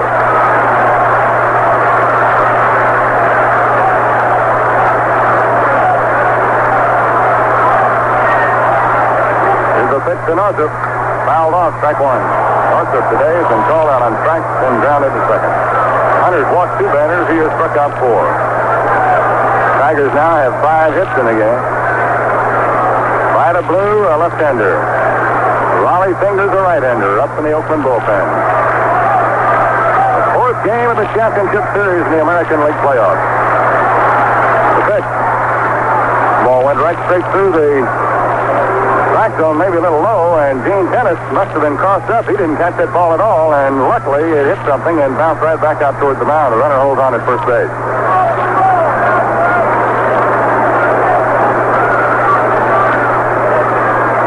Really a funny-looking thing when a catcher gets crossed up. The only time it ever happens, they're looking for a curveball and they get a fastball. That's when you notice it. So they settle down waiting on the ball to break, and it doesn't.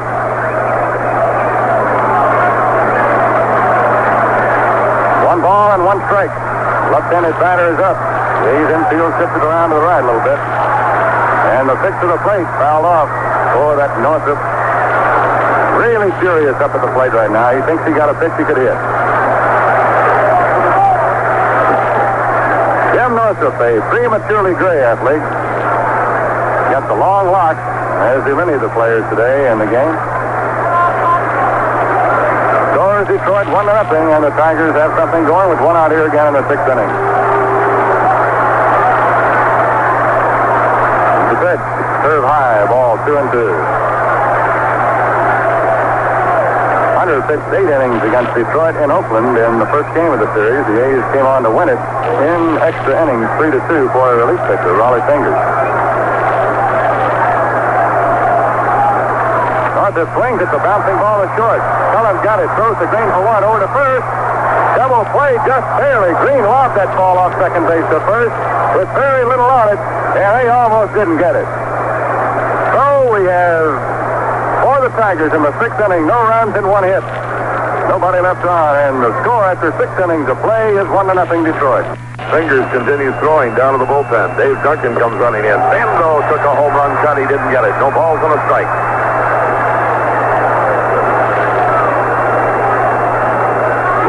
Working most deliberately. He is 9 outs away from getting this championship playoff all even as the Tigers lead 1-0. Bando, high fly ball center field. Tapping the glove is Mickey Stanley. Getting under it and has it for the out. 1 away. 1 man out, and Epstein will bat. He is struck out and rolled weakly to the second baseman. And they have just simply handcuffed Big Mike in the 2 games here in Detroit. The ball is going to be looked at again. 12 in a row retired now by Mickey Lolich. And if it goes to tomorrow, all the big blue ones in the middle of the table and John Odom and Woody Fryman to be who rake in the pot. But this one's a long ways from being over yet. Epstein waiting, and Lolich brings in the first pitch, and he fouls it off for a strike. Right back into the on-deck circle.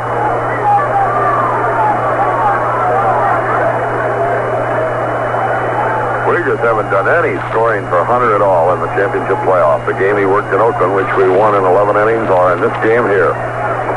Because Catfish, too, has pitched a magnificent game outside of the 1 ball that McAuliffe just got up against the fence. A ball outside to Mike. 1 ball, 1 strike.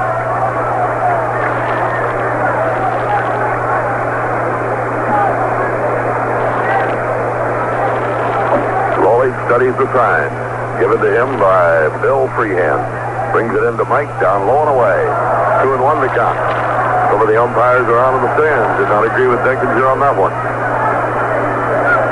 Irv Noren has had nothing in the way of traffic to direct since inning number 3.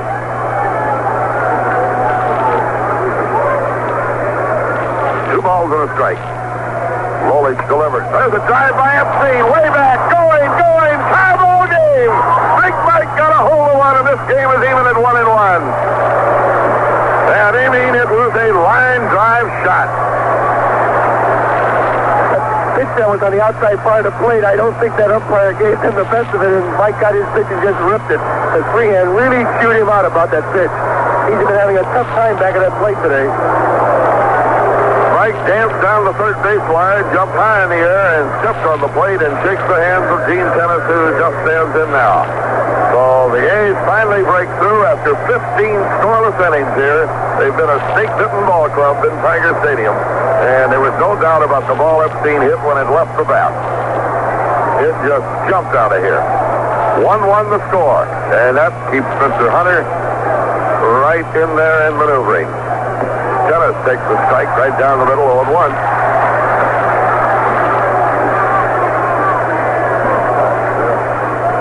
His dugout has come alive, and you can see a little bit more of a smile on the face of owner Charlie Finley, who's seated right there along with Mrs. Finley at the dugout. Down low, a ball, 1 strike.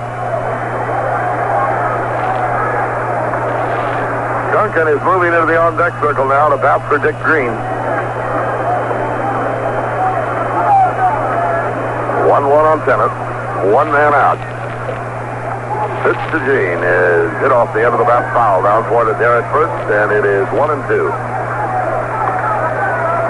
So each pitcher has made a mistake in this game. Hunter to McAuliffe and Lolich to Epstein. And that's all they've scored in the game.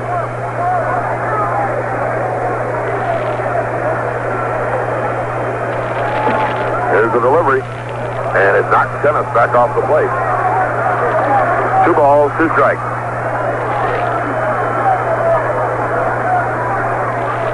1-1 in the 7th.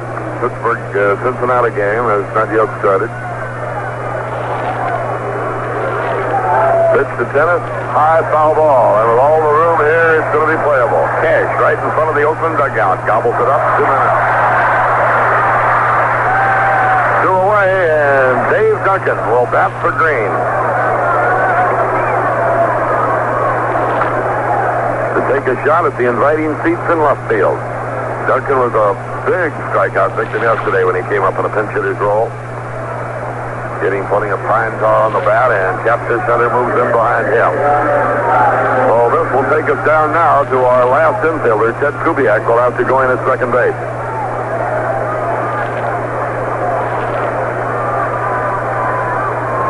Lolich up to Rosenbach. Fingers continues throwing out in the bullpen.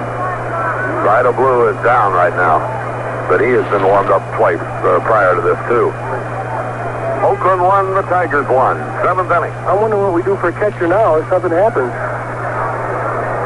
That's a pretty good question, and I'm sorry I do not have the answer, Mr. Pearsall. I will remain with Mr. Williams down in the dugout. But Duncan is our only other available catcher. All right, 2 outs, nobody on. Duncan takes the ball down low and in, 1-0. He might be putting Tenace back out at second base. That's a possibility, too. 1 ball, no strikes. Each team in with 5 hits. The A's have had an error. Detroit has played flawlessly. Duncan takes wide, ball 2. 2-0 the count. Tiger bullpen hasn't been up all day, but ours has been fairly active. Really has, and Lowe's just thrown as good as he's been all day. He's got good stuff yet. And Hunter's throwing as good as he has. 2 great pitchers working against each other. Duncan takes wide, ball 3. So the count comes down to 3-0 on Dave Duncan. Mickey Lolich has not walked a man in the game. Might be a case of pitching around the guy a little bit right here. He doesn't want to let Duncan hit one out. Hunter's not likely to. But could. Absolutely. Catfish just kneeling down there in the on-deck circle. Working now, 3-0 to Duncan. A strike called as he moves it in over the inside corner. Duncan appeared to be taking the pitch all the way. 3-1. Big crowd, very quiet at the moment now. They were hoping that Mickey could ride that 1-0 lead right down to the wire, but Epstein unloaded on him. Here's the 3-1 pitch now to Duncan, and it's ball 4. He walked him. First pass of the game issued, and Catfish Hunter beginning to peel off his jacket. So Hunter will remain in the ball game, and as he does, Raleigh Fingers sits down. Hunter thus far has grounded out the third and was a strikeout victim taking a call third strike in the grounded out the third and was a strikeout victim taking a call third strike in the 5th inning. Hunter could hit one like he hit in Oakland alongside. It'll stay fair here because it was a lot longer on the left field line the other day. He can hit it out of here. Lead run over at first base, a long ways from home. Duncan is staying in the ballgame, running for himself, so it could be that Tenace is going out to second base, and Duncan will remain in there to catch.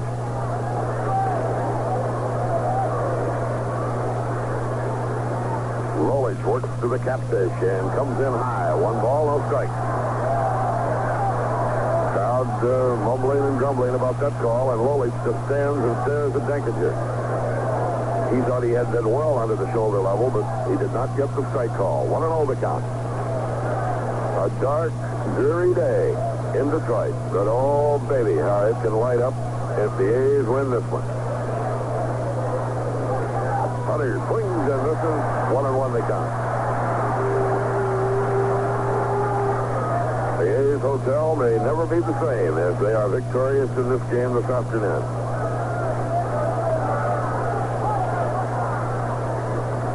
Short lead by Duncan, Cash holding against him. Here's the pitch to the Catfish, and it's just a little outside. He almost went for it. 2 balls and a strike. Jim, Dick Williams' wife, Norma, and Irv Norton's wife, and Bert Campaneris are on a plane winging towards Detroit right now. In case that the A's were to clinch it, they would be here tonight, and they'll be here tomorrow to see the game if there is a game tomorrow. Hope not. Hunter hits a long drive foul down the right field line, drifting well back into the seats, and the count is 2-2. Yes, I hope they will be here, and I hope somewhere in the skies between here and Oakland, I can imagine they've got the captain of the airplane following this game just as closely as it can be followed. 2 balls, 2 strikes, and 2 men out. Dave Duncan, the runner at first. Matty Alou waits in the on-deck circle.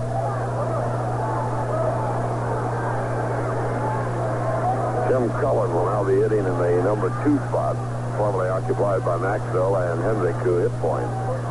Lolich is up, and the 2-2 pitch struck him out swinging. 6 strikeouts now for Lolich. 1 run, 1 hit, no errors, and 1 left. Oakland is stand at 5, and we go to the last half of the 7th, tied at 1-1. One of the best. He's been around for more than 3 decades.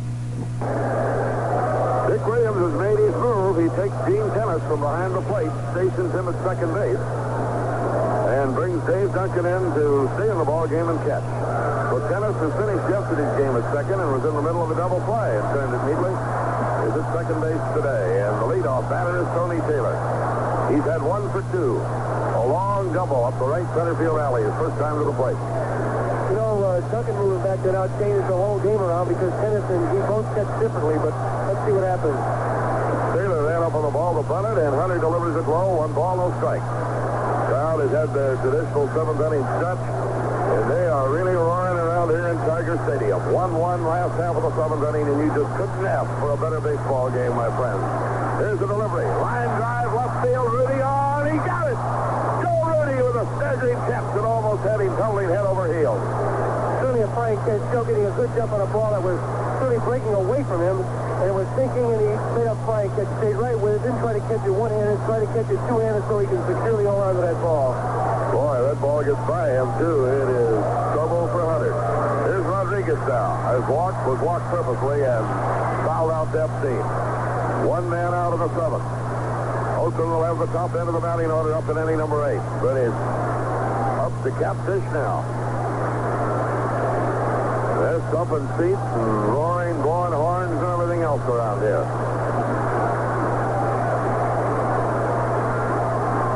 There's Hunter's pitch, and it's foul and just foul. A streaking shot right down the left field line.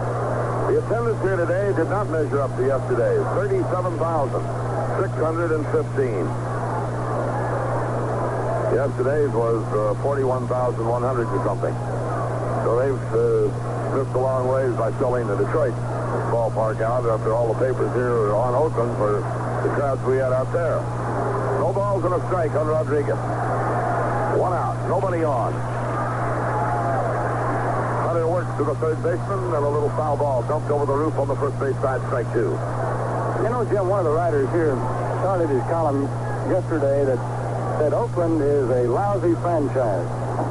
for baseball. Went on to explain a lot of things that were certainly not true, but looking at the attendance draws for the American League, Oakland outdrew 8 cities in the American League this year. That's right. All you have to do is look at the plain cold facts. 2 strikes on Rodriguez. Hunter moves it in. A breaking ball is popped up. High up the middle. Cullen and Tenace both going out, and Gene Tenace makes the catch. Cullen off that ball, and Tenace a long ways out toward left center field makes the catch 2 away. Tenace took command of that play right away. He hollered for no doubt in anybody's mind. He wasn't going to take a chance of running into anybody. He was curving towards him, and it was a good call on his part. He took it very easily. There's a hand from Mickey Lolich, and let me tell you, it is well deserved. The portly left-hander has pitched a tremendous ball game along with the guy that's throwing to him out there today. 2 of the best in the game, either league. Lolich, left far today, has hit the ball twice, fly to center, grounded out to short. There's a pitch to him, he got a good rip and fouled it straight back for a strike, 0-1.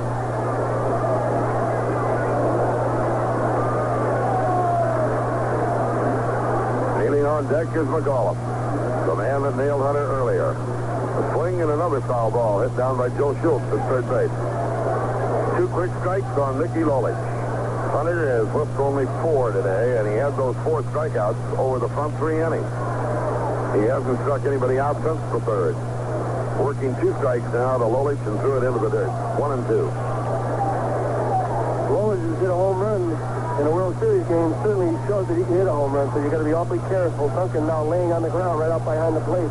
Pitch by Hunter is a breaking ball right down the middle. Strike 3 called. We are through the 7th inning, and we go to the 8th tied up at 1-1. Mankey at third, Geronimo in right, Darrell Cheney at short, and Don Gullett pitching. We're down to a 2-inning ball game at Tiger Stadium in Detroit. It's tied up 1-1. If the A's can win this ball game, it is all over, and they have become American League champions for the first time since 1922, which is well before most of the players playing for the Oakland A's were born.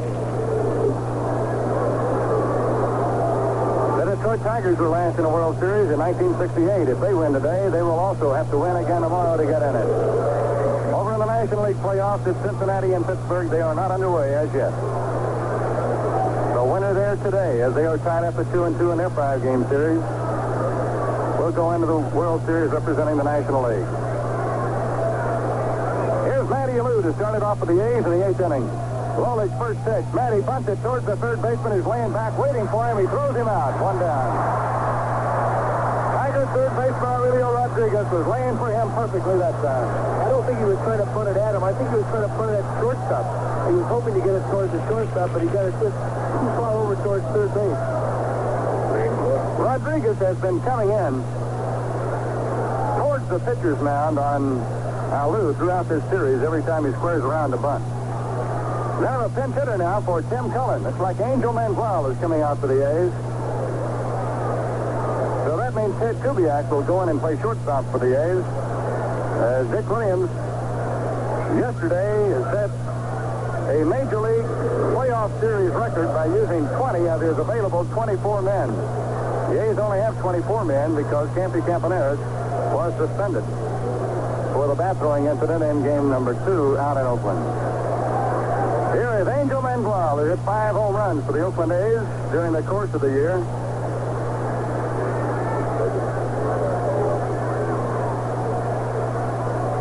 Manziel at 285, his rookie year in the American League. Came on yesterday as a pinch hitter and struck out in the game here.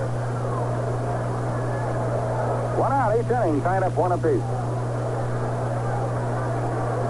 Hard-working Mickey Lolich delivers to the plate in the dirt, and Manziel sometimes swings at those, as you can understand him starting him off with 1 up.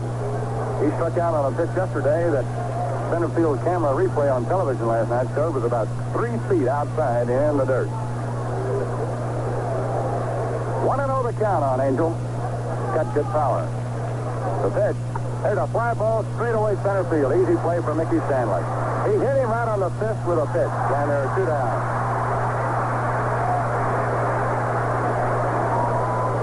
Now Joe Rudi comes up.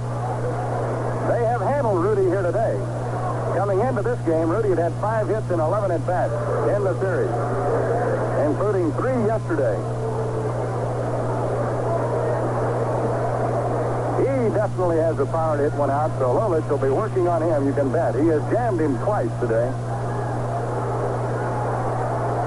Lolich has become an inside pitcher. He goes mostly to the inside. He sets batters up outside, but for his out pitches, he's trying to throw it in on you. If he could hang one, Rudi could put the A's on top. There's a wind-up in the pitch. Bouncing ball, one hop right to the third baseman. Rodriguez throws him out. We go to the last half of the eighth inning. Lolich goes right through the top three hitters, and the A's line up easily. And it remains in the middle of the eighth. Oakland 1, Detroit 1. Well, Billy Martin's estimation of his pitching staff is holding up pretty good, at least up to this point. He said we're in a good position with Mickey Lolich working today, and then I'll come back with Woody Fryman in Game 5 on Thursday if we get that far. It's up to Mickey today, and I'm pretty sure he can do it for us. And thus far, Lolich has made only one mistake, as has Jim Catfish Hunter, the home run ball to Dick McAuliffe. Lolich weakened momentarily when Epstein hit that sizzler, a line drive off the upper deck girder to tie the game at 1-1 in the seventh inning.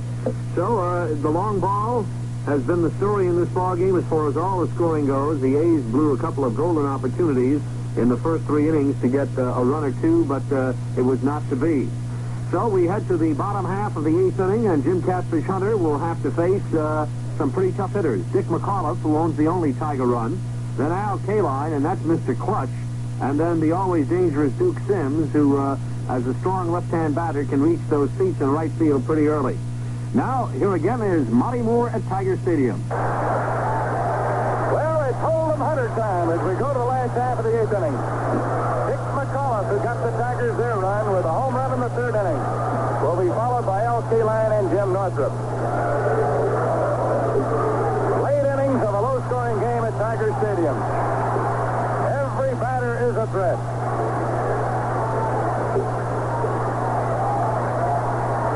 Here's the pitch. And it's outside the ball. I said Northrup, it's Mickey Stanley batting third here in this lineup. Northrup was in to start the game in center field. Stanley came in to play center, and Northrup moved to left in Tim's spot. Here's a 1-0 pitch. Outside, ball two. Hunter trying to keep that ball away from the pulling power of McAuliffe. Now the right-hander comes in with a 2-0 pitch. Ball three.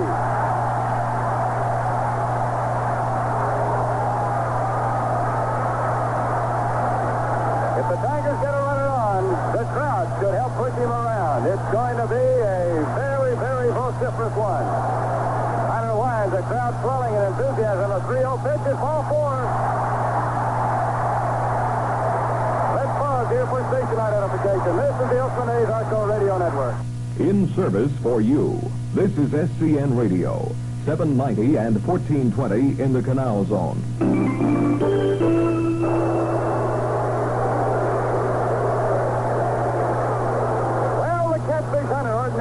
Best control pitchers in the game of baseball. Walked Dick McAuliffe on 4 straight pitches, and Dick Williams, the skipper of the A's, is on the mound talking to Hunter. As Al Kaline, then Stanley, and Freehan are due to bat for the Tigers. It is tied up at 1-1. Each team has 5 base hits in a game. Gene Tenace is at second base for the A's, and Ted Kubiak is the shortstop. Keep in mind that Tenace is a catcher. A lot of pressure on him in this a double play type situation. So let's see if Billy Martin has Al Kaline, his top star, the man who puts the Tigers in the American League playoffs, bunting or swinging. McAuliffe leads off first. Here's Hunter's pitch. The ball is bunted down the first base side. Epstein picks it up, tags the runner going by, and he's out. Kaline comes limping across first base. But he moves his man into scoring position, and that could be the winning run if they get him around. They've got Mickey Stanley and Bill Freehan to try to knock in the go-ahead run.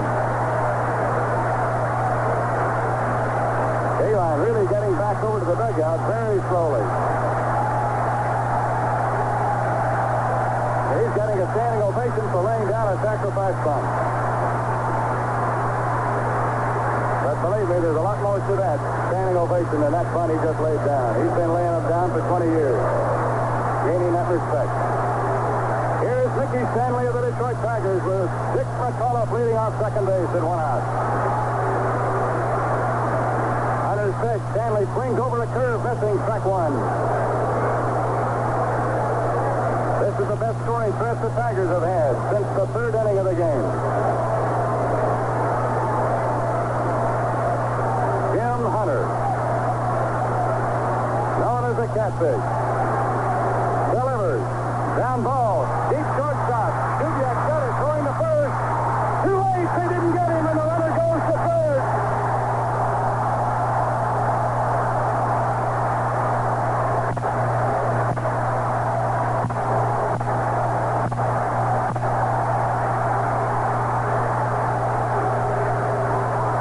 Well, the Tigers are in the driver's seat now with runners at first and third and 1 out, and Bill Freehan the batter. Winning the hole at shortstop to get a bouncing ball. He had no play on the runner at third as Bando had come off the bag to try to field the ball also. He threw to first, but he didn't have any zip on the throw, and Mickey Stanley beat it out. Now there's a conference on the mound with Bando and Hunter and Duncan. 37,615 Tiger fans are anticipating another game tomorrow. And here is their hero of yesterday, Bill Freehan up there. Now Dick Williams, the skip of the A's, is going to tell his infield what to do, and that's going to be all for Catfish Hunter as Williams comes to the mound for the second time in the inning. Hunter did a job, but in a close game you can't afford to walk anybody, and he walked the leadoff man.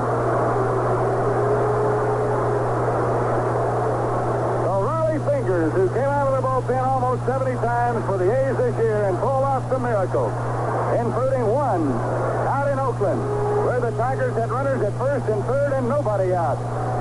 And he stopped them from scoring. If he can pull this one out with Freehan, it'll be something. Billy Martin is the type of manager that might put on a suicide squeeze play right here with his big catcher. There's a lot to think about here. There's somewhere in the neighborhood of $15,000 at stake for which these guys are playing. Well, Hunter pitched his heart out here today and his arm off almost, and he comes out of the game.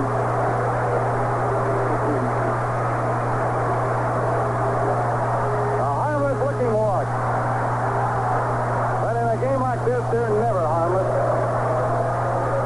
Followed by an infield scratch single by Mickey Stanley.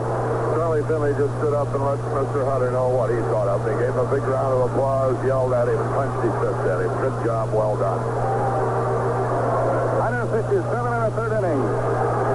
Gave up 6 hits, 3 walks, and 5 strikeouts.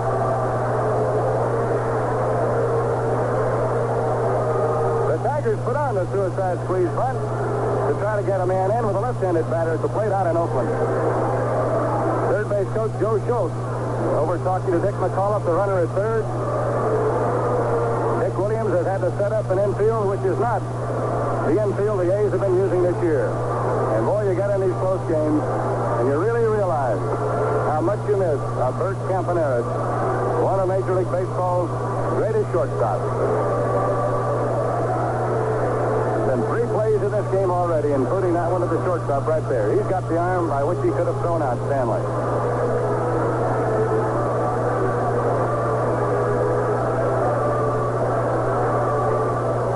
Raleigh Fingers, 6'3" right-hander, comes on in a pressurized situation again. I don't know if the A's are going to play their infield in or back for the double play. They play halfway a lot of times in hopes that they might be able to turn the double play. With Gene Tenace, an unaccustomed pivot man out at second, they might play him in. As of right now, he's playing back. The shortstop, Kubiak, is in on the left side, but Gene Tenace is playing back on the right side of the infield. Now they're bringing him in. Enthusiasm of the Tiger crowd is something to behold. Raleigh Fingers pitching to Bill Freehan. Runner off first. Here's a pitch. Pitch out. Nobody's going anywhere. Ball 1.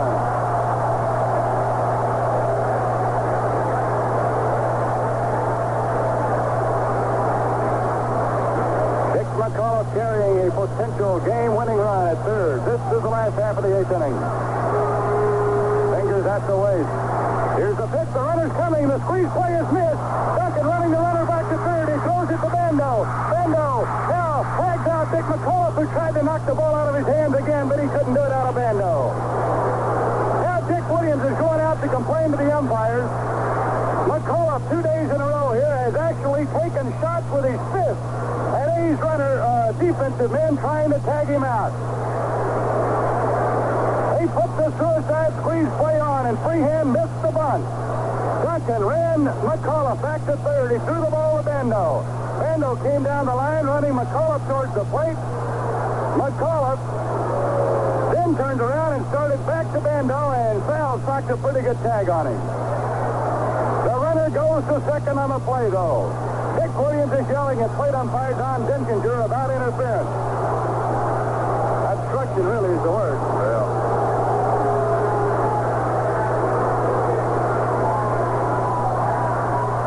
So now it'll take a base hit for the Tigers to get that run in.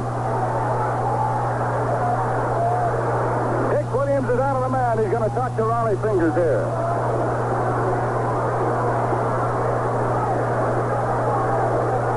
It was a strike. The scoreboard has a ball, but it was a strike to Freehan as he punted at that ball and missed it on a squeeze play. Now Dick Williams is having a talk up there with Raleigh Fingers, and this is the time to tell him, you've got to bear down now, boy. We got a new leaf on life.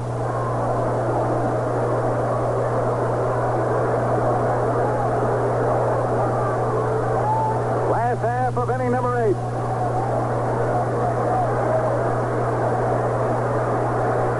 Two down. With Stanley leading off second, the crowd starts to yell again. Freehan in at the plate. Fingers down to the stretch. Here's the pitch. Curveball. Strike 2 call. He really been a snake over there.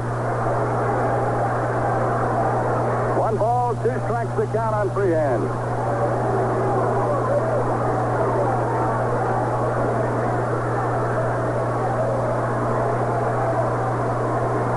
The big catcher digs in at the plate. Fingers ready. Here's the pitch. Curveball swinging. Strike 3. But Duncan dropped the ball. It was a foul tip. Bill Freehan fouled that ball, and Duncan couldn't hold it. The Tigers are still alive. Raleigh got that curveball up a little higher that time, I would imagine, than he wanted. And it looked like he had it by him. Goes back to second. Fingers goes back to the mound, and Freehan back to work at the plate. Duncan hangs out a sign. Fingers ready. Here's the pitch. Sidearm curveball fouled off. He has thrown Freehan all breaking balls so far. With the game tied at 1-1. 2 down. Got 1 ball, 2 strikes on Bill Freehan. One of the all-time Detroit Tiger best catchers.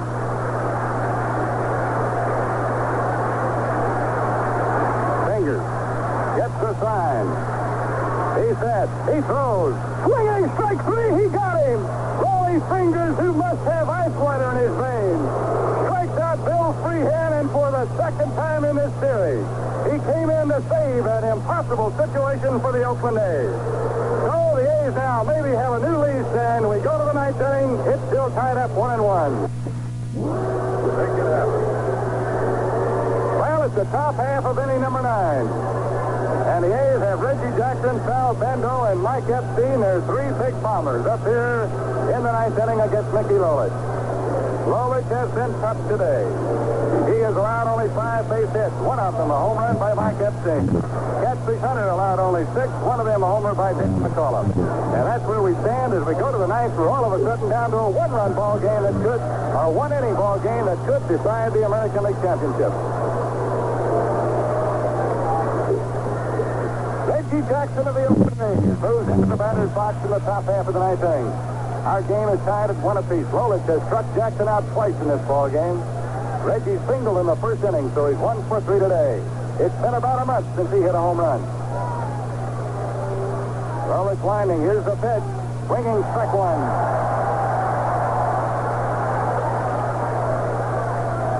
Jackson has hit the ball fairly sharply the last month, but he has not been able to get the ball in the air.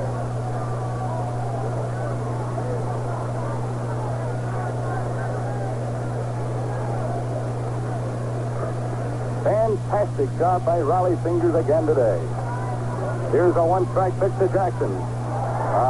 Partial swing. He didn't go around far enough. It's outside of ball, 1-1. Mickey Lolich has walked only one man in the ball game. That was Dave Duncan as a pinch hitter in the 7th inning.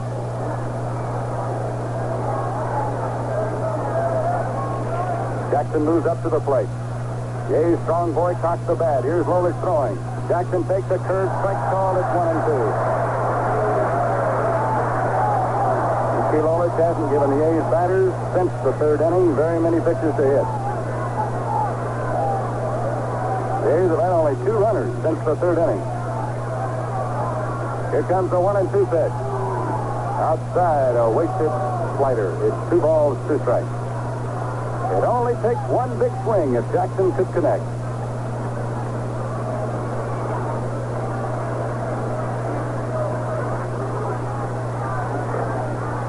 Lolich does not have an easy inning. Looking at the men. Here's the wind. The pitch. Jackson hits one to the left field area, right straight at Jim Northrup. Makes the catch, 1 out. Jackson trying to go to left field did. With 2 strikes on him, but he hit it right at the left fielder. Now here is A's captain Sal Bando. Sal has gone 0 for 3 in the game. Popped up twice and grounded out.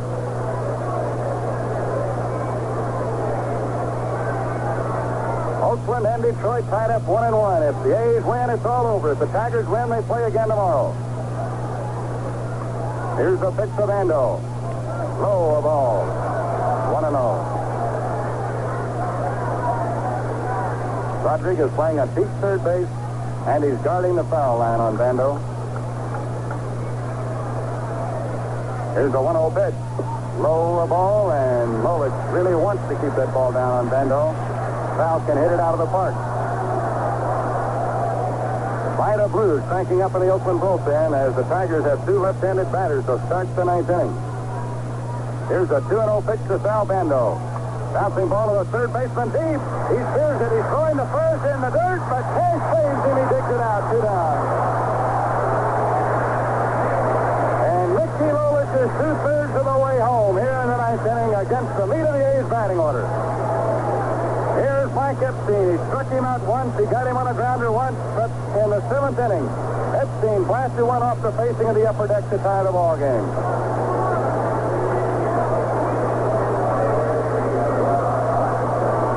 Boy, he got 2 big outs right there.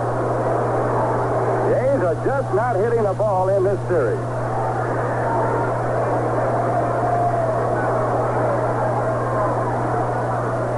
Lolich winding. Here's the pitch. Low and outside, ball 1. Mike Epstein, ordinarily sort of a stoic individual. He doesn't express emotion too much, but hitting that home run and running it out. He was bouncing every step. 1-0 pitch. Outside, ball 2. Lolich looks over into the on-deck area, and he sees who's there. It's Gene Tenace. Probably deciding whether or not to give in a little bit to Epstein or try to keep that ball out there where it was. There's a 2-0 pitch. Ball 3. He didn't give in to him at all. It is 3-0 now.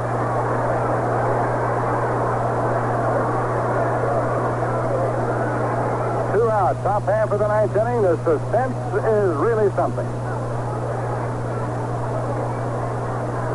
3-0 pitch. That's inside, ball 4, and Mike looked like he was going to swing at that 3-0 pitch if it were over. So Epstein is on now, and here is Gene Tenace. Well, he is due to pop a long one somewhere.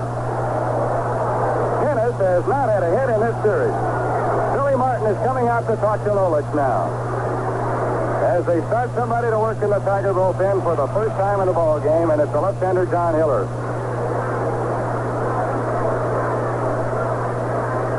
Right-hander Chuck Selbach.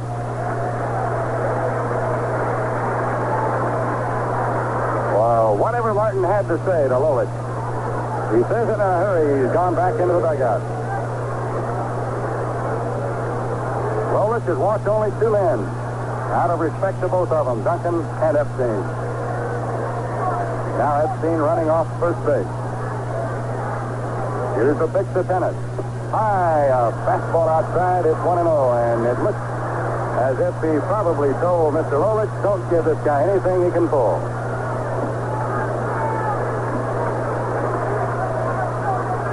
Take a long ball in the crack somewhere to score Epstein. Here's a 1-0 pitch. Tenace pops it foul out of play. 1 ball, 1 strike. Dino was up 4 times against Lolich in the first game of the series. 2 men on base each time, and he couldn't come through in a single one of those appearances. So he would certainly be in the category of due to hit.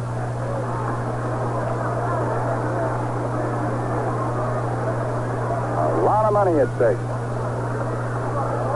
A lot of prestige for the players to make it to a World Series. Here's the pitch to Tenace.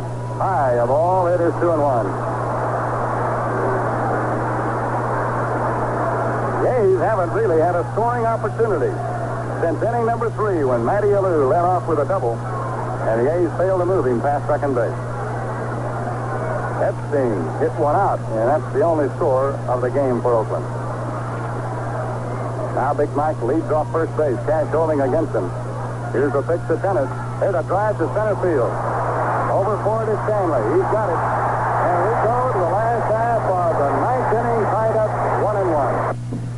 We'd like to remind you again that this year, a new format for the World Series. The World Series from now on will start on a Saturday every year, and the middle 3 games, which will be played in the middle of the week, Tuesday, Wednesday, and Thursday, will be night games from here on in under the new format announced by the commissioner last spring. Manager Dick Williams goes to the bullpen, and he brings out last year's Cy Young Award winner, the most valuable player in the American League last year, a pitcher by the name of Vida Blues. The pitch against Detroit's left-handed batters, Cash and Northrup, the first 2 batters up in the last half of the 9th inning. So here's a young pitcher who has won only 6 games for the A's this year after winning 23 last year, winning all the marbles in the league. He has been relegated to the bullpen in this series. He has pitched twice in the series, and the only man he's faced in the series is Norm Cash, both times. Once Cash bunted, the other time finally got him out. And Norm Cash will be the first man he faces here in the 9th inning.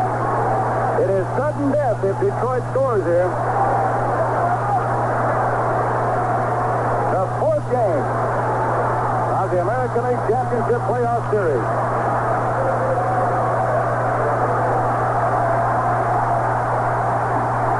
Vida Blues, who has started an all-star game for the American League, started the championship series last year against Baltimore, is definitely pitching a tough 1 inning and one of the biggest he's ever pitched in baseball. Here's his first pitch to Norm Cash. High, ball 1.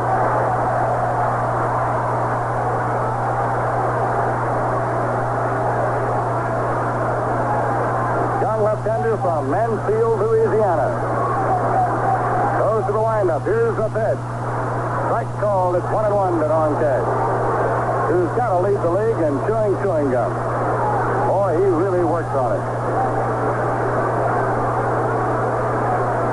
Cash, a very powerful hitter. Cocks the bat. Here's a 1-1 pitch. Swinging, strike 2. Vida is throwing at Blue Blazers. It's 1 ball and 2 strikes. Vida kick high. The pitch. Outside with a curve. It's 2-2 now. Stands up in the front part of the batter's box. He challenges the pitcher to try to throw one by him. Norm's ready to place. Vida on the mound, and here comes the pitch. Swinging, strike 3. Vida left him standing with a real blazer. Wow, did he cut that one loose. 1 out in the 9th inning, and here now is Northrup. Jim Northrup, 0 for 3 in a ball game. Wouldn't it be something if Vida, after having what you would have to call an off year, came through and won a pennant for the A's in the last game of the playoffs? Here's the pitch to Northrup. Swinging strike, and he tried to hit one to downtown Detroit. These Tigers have got to figure that Vida's up there throwing fastballs, and so far, that's what it's been. And Northrup swung from the heels on that one. Now the A's left-hander comes in there again. Curveball, strike called, it's 0-2. Amazing how Vida's coming out of that bullpen throwing strikes in this series. He's never really pitched out of the bullpen in his young major league career or in the minor league. Tony Taylor is on deck. He would be the third Detroit batter here in the ninth inning.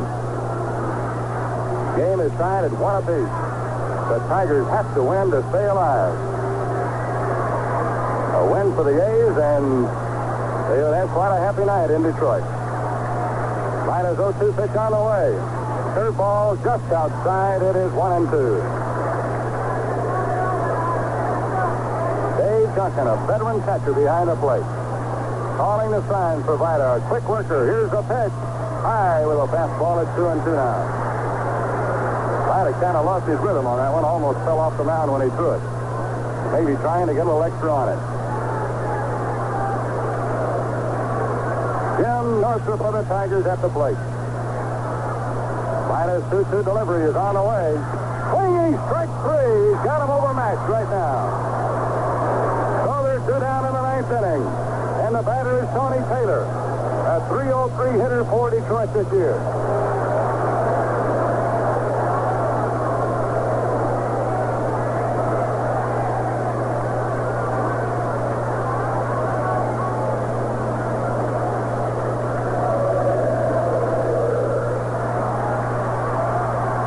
Tony Taylor comes up. He always goes through a ritual at the plate, turning the bat upside down right in front of him. Here's Vida winding the pitch on the way to Tony, and it's fouled off way late. A strike. Interesting to see. Vida Blue is scheduled to bat second if we get into the 10th inning. If he stays in the ball game. Boy, is he throwing that baseball here this afternoon.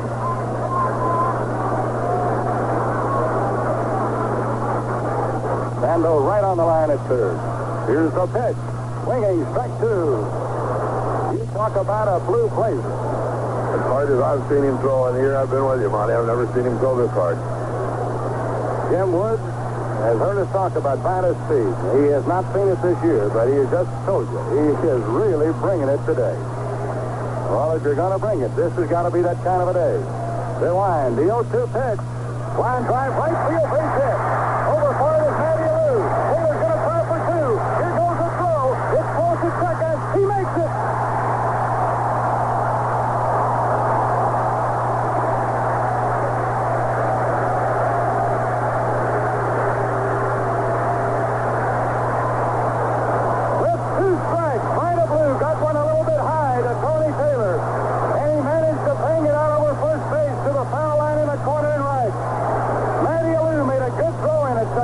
But Taylor made it. Now with first base open, Aurelio Rodriguez, the batter, and Mickey Lolich due to bat next.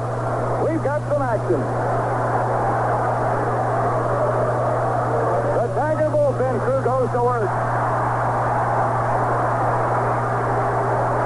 Let's see if Dick Williams is going to have Vida Blue walk or pitch to Rodriguez. They're going to walk him. Rodriguez will be walked, and then we'll see who will pinch hit for Detroit. Boy, Vida was throwing that ball so well you couldn't believe it.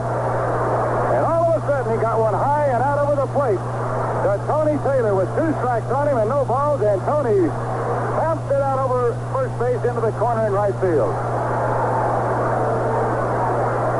Forward to Rodriguez, and here comes Willie Horton to the plate as a pinch hitter for Detroit. He's got a bat for Mickey Lolich.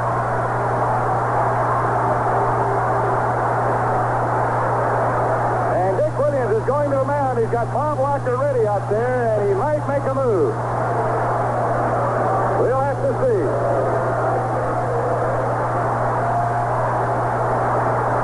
The crowd is going wild in Detroit again.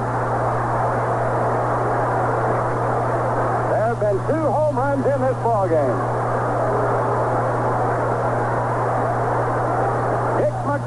hit one for Detroit in the third inning. Mike Epstein hit one for the A's in the seventh inning. Dick Williams is going to leave by the blue in the ball game. The pitch to Big Willie Horton.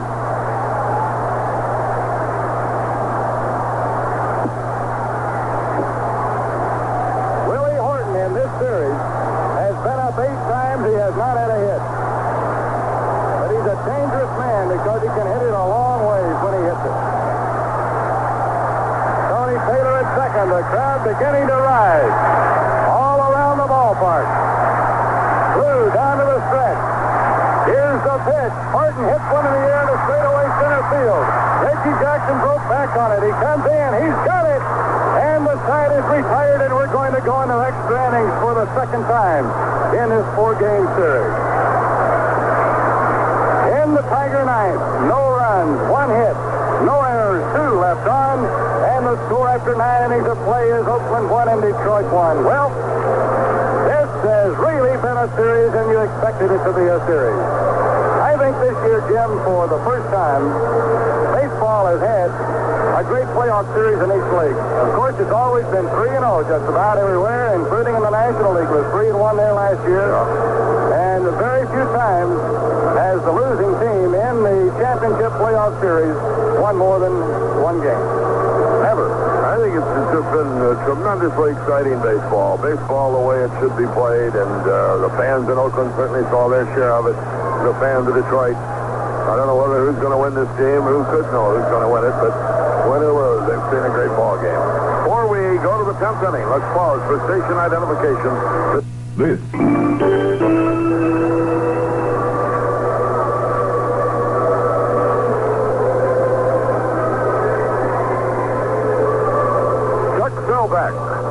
right-hander who's done just tremendous work for Billy Martin all year long coming out of the bullpen, has made 1 appearance in this series so far. He pitched 1/3 of an inning and got the man out that he had to get out. So Dick Williams forced the hand of Billy Martin, and Mickey Lolich retires for the day. But you just can't say enough for the pitching of Mickey Lolich and Jim Hunter today as they duel each other head and head, each giving up a home run ball. And now it's up to the bullpen. Vida Blue and Chuck Stelback. And Vida moves out into the on-deck circle as all activity is ceased down in the Oakland bullpen. Dave Duncan will be the leadoff batter. He's hit once in the ball game and drew a base on balls back in the 7th inning. There's Freehan C down to second base, and here we go for all the marbles in inning number 10. Now Chris Zachary, along with John Hiller, working in the Tiger bullpen.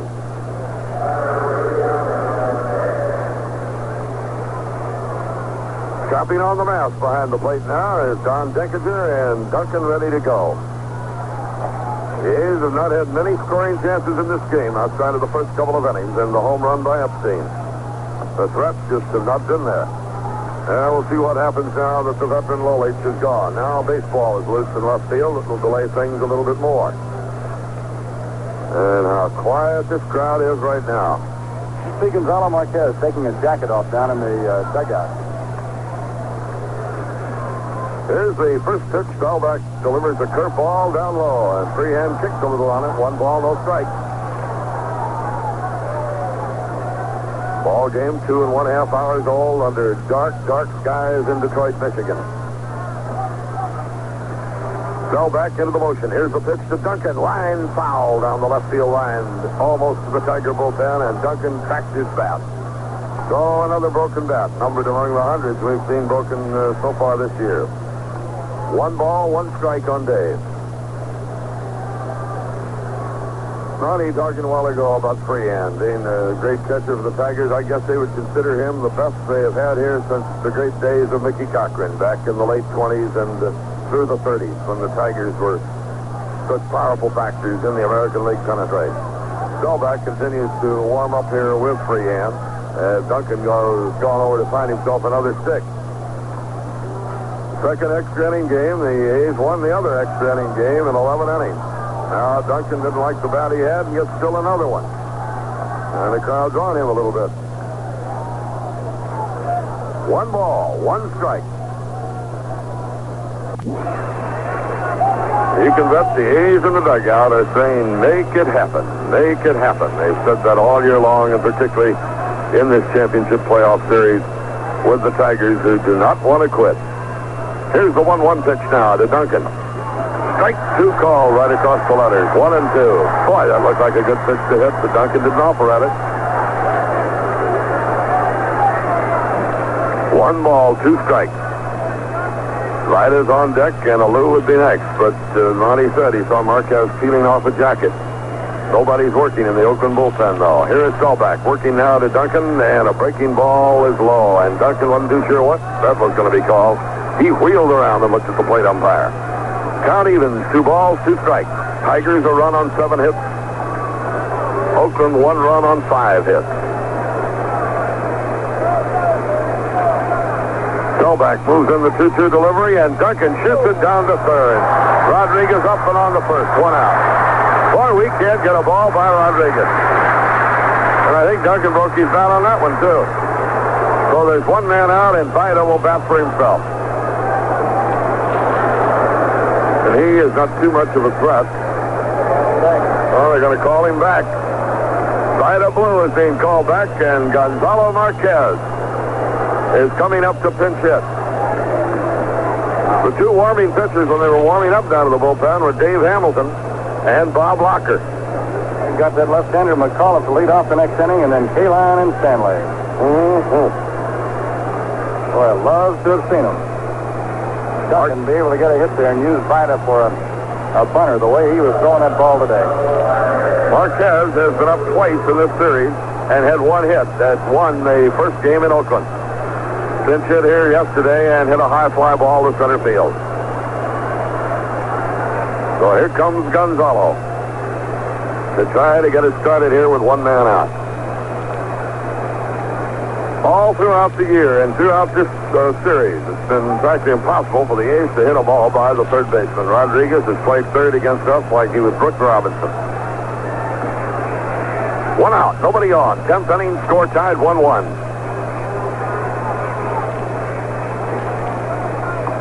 Staubach delivers, and it's into the dirt and skips way up on the screen. 1 ball, no strike.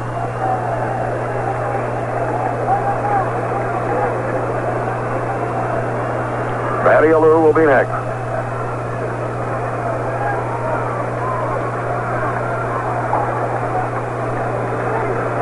Right-hander throws, and there's a shot. Past Taylor, right field base hit. Gonzalo Marquez has delivered again. A ball that skipped right in under the glove of Tony Taylor. And Marquez is on at first, and Matty Alou will bat. Boy, he has had a magic stick, I'll tell you that. Can hit, there's no question about it. Now here's Alou. He's had 1 hit in the game, a double that just got over the head of Al Kaline in right field back in the 3rd inning. There was a leadoff double, too, and was not cashed due to a little bad base running and a few other factors. Alou doesn't hit many home runs, but the 325 down the line here is certainly within the realm of possibility for Alou. Marquez with a pretty good lead off of first base. Staubach looking over there. Here's the delivery, and Alou hits a long drive, deep left field, way back, and it is off the wall. Marquez is around third base. He's headed to the plate. Here's the throw on home, and he is safe. 3 heads off the ball. Marquez scores. A's lead 2-1, and Gonzalo is hurt. He is hurt. He took a dive into Freehan and jolted the ball away. And Oakland leads 2-1, but the concern right now is Gonzalo Marquez, and the A's pour out of the dugout to look at him. He had the wind knocked right out of him, but I want to tell you something, Jim. This guy showed me some courage, boy, to dive into a big catcher like Freehan, who had home plate locked up. He was 5 feet out in front of the plate, up the line, and McAuliffe's throw was right there on 1 hop. And not only did he knock the ball out, but he was still about 3 feet off the plate, Jim, and he had to think. To touch the plate, he did that, and Matty Alou ends up at third. I think you're right, Monty. I think the only thing the matter with him, well, hopefully, is that he got the wind knocked out of him. The way Romo is now getting him to his feet. Irv Noren assisting. Bando, Jackson, everybody else out there. Dick Williams. Charlie Finley and Mrs. Finley both standing up. What a job this Marquez has done. When the relay hit McAuliffe out there, I didn't think he had a chance to make it. But Noran took his shot right then and there. And Freehan had the ball in time, but Marquez just took the dive. Looked like Pedro's going into Fossey. It certainly did, and I'm telling you one thing, it looked like somebody hitting a fire plug, but this guy is big and strong, and he is getting up on his feet now. He's all smiles, he's limping off, but he is our guy. Little Matty Alou with the left fielder in just a little bit, Jim Northrup. And the ball traveled over his head, and I'll tell you one thing, Matty Alou almost hit that ball in the seats the wrong way here. It hit right off the top of the fence where it says 365 feet. Now, it's up to Ted Kubiak to cash another big run at the third base with only one man out. Kubiak batting for the first time in the ball game. In the championship series, he has been up 3 times and he's had a hit, batting at 333. And he'll hit left-handed against Selbach, of course. Freehan out talking now to the big right-handed reliever.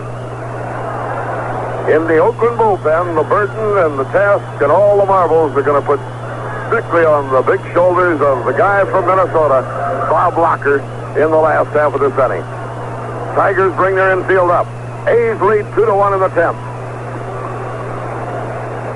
Zachary still throwing out of the bullpen. So is Hiller. Cash, Taylor, McAuliffe, Rodriguez. Choked in on Ted Kubiak. Outfield is way in. Matty Alou at third. Selbach ready to work, does, and throws high and wide to Kubiak. 1 ball, no strikes. And this crowd now is deathly quiet.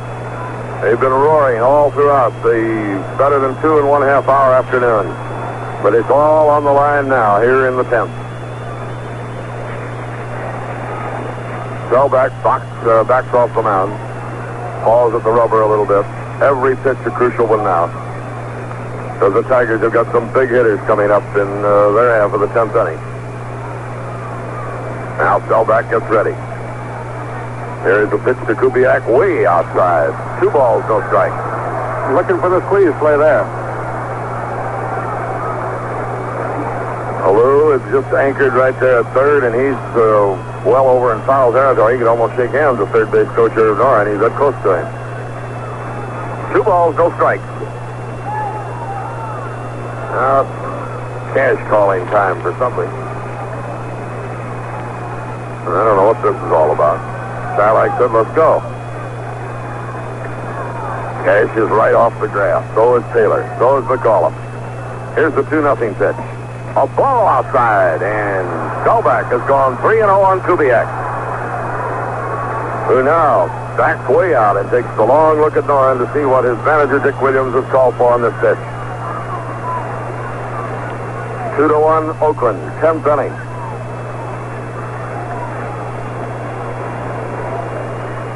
Selbach moves into position. Here's the 3-0 delivery, and he got the green light and fouled it off. 3-1. Presume it's still raining out in Cincinnati. There's been no score put up there. I don't know if that game's been called or what. It's being held up because of rain.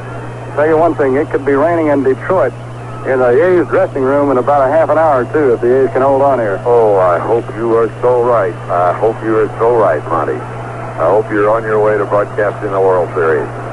3 balls and a strike. Here's the pitch to Kubiak. A little boost out in shallow right field. Come on, there, the ball's up. Alou scores. Oakland leads 3-1. With the pulled in infield, they didn't have a chance. Now Kaline playing fairly deep came on, and Taylor was just in too far. And a little boot signal by Ted Kubiak sends Oakland out in front 3-1. Still a runner on at first base. And Joe Rudi will be the batter with only 1 man out. Let them talk about that rotating second base if they want to, but Kubiak just got one, and he is a rotator. I don't think he's going to write home about it, but brother, how he'll take it. It's amazing because they had their infield end right there. I mean, their outfield end, that a ball like that could fall in there. All right, here's Rudi. Hitless all day. He is 0 for 4. And Billy Martin stays right with Selbach and will, I think, until Jackson comes up here. 3-1 Oakland in the 10th.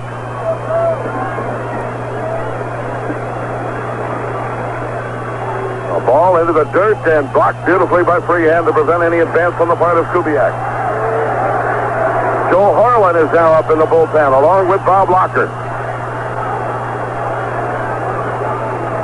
Tigers will have the top end of their batting order up. One left-hand batter, and then they've got Kaline and Stanley, two right-hand hitters.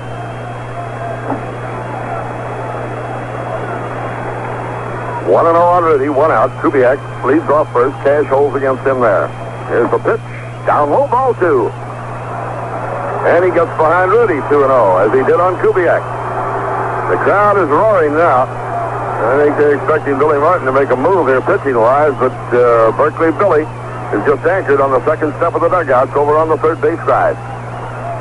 Rudy out of the batter's box. 2 runs have crossed the plate. The heroics of Gonzalo Marquez, the key to this inning. The big bat of Matty Alou, and chip in Theodore Kubiak, too. Here's the pitch to Rudy. Foul backing out of play. Boy, he had a cut. 2 balls and a strike.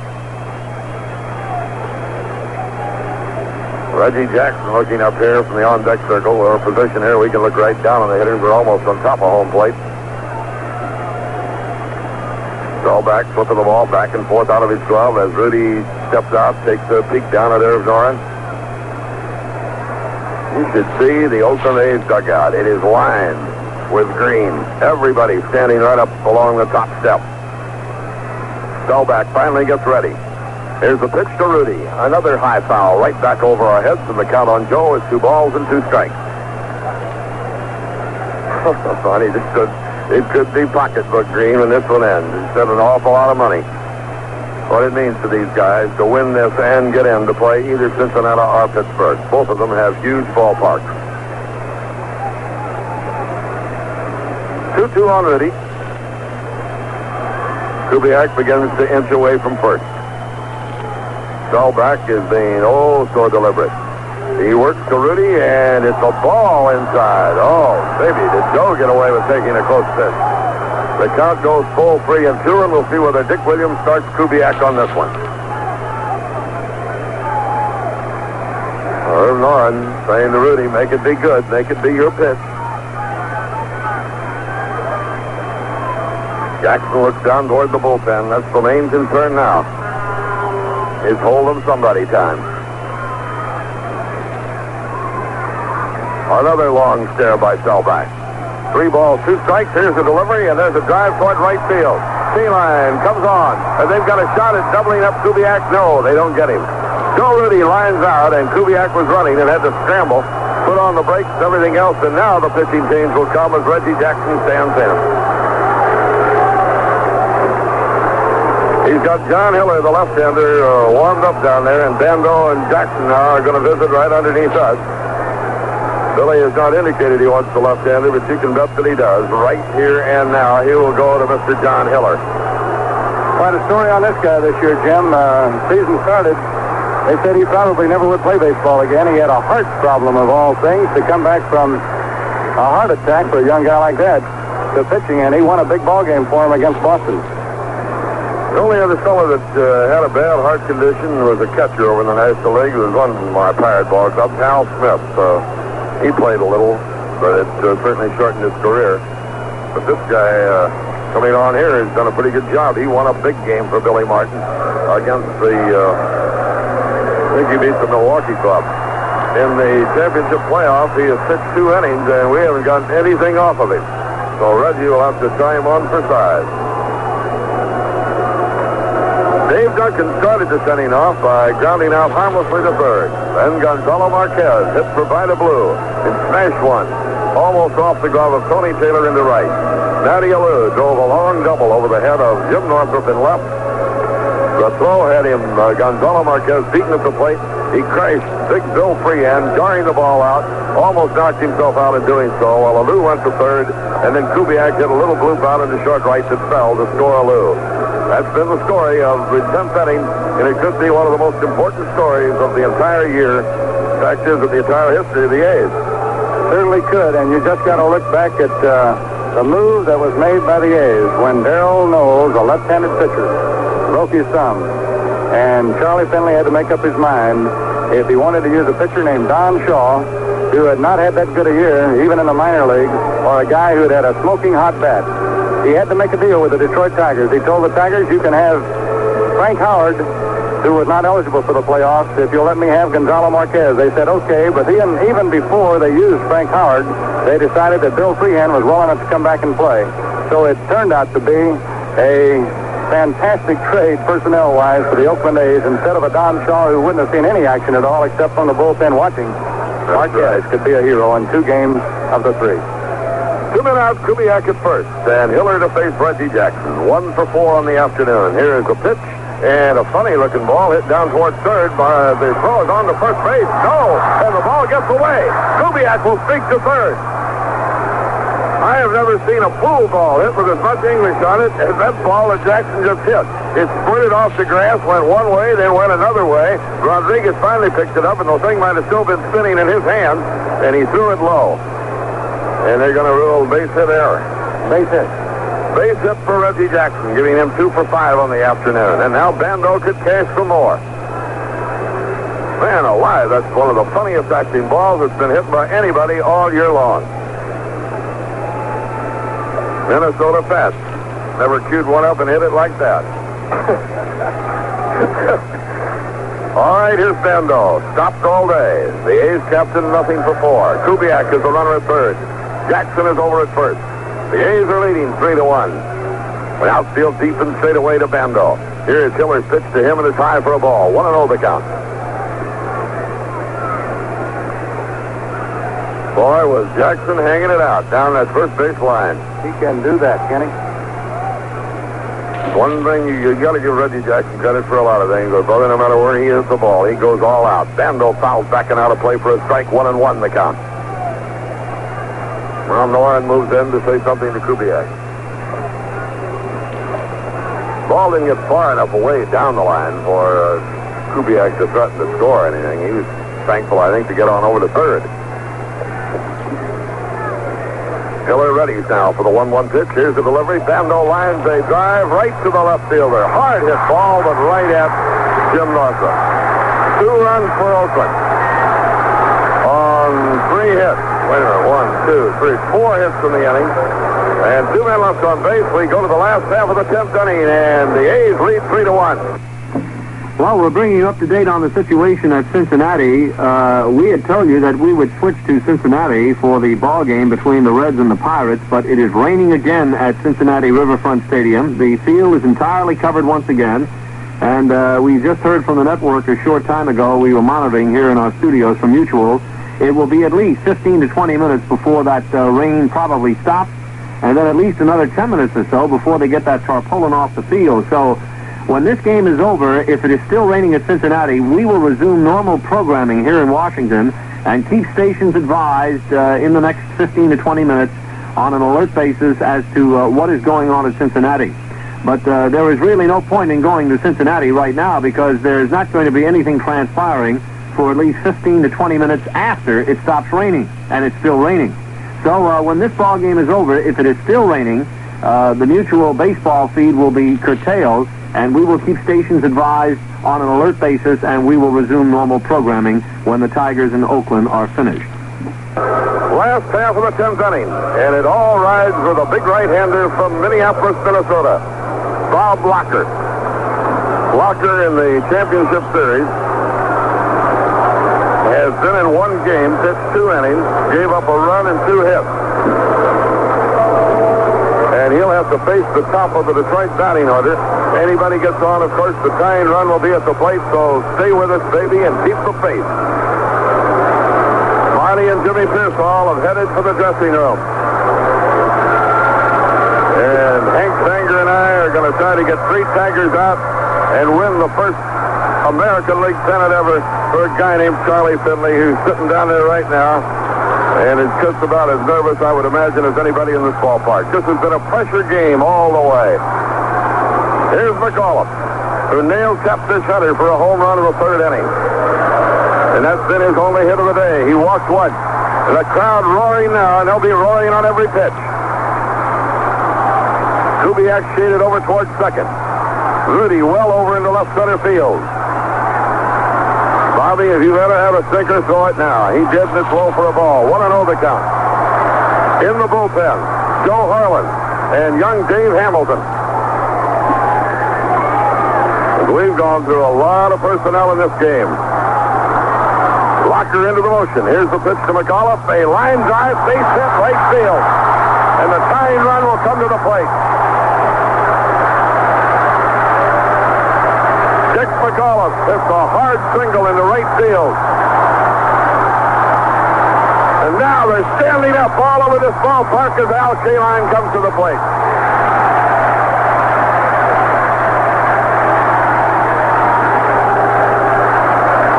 I mean, 37,000 people standing and roaring.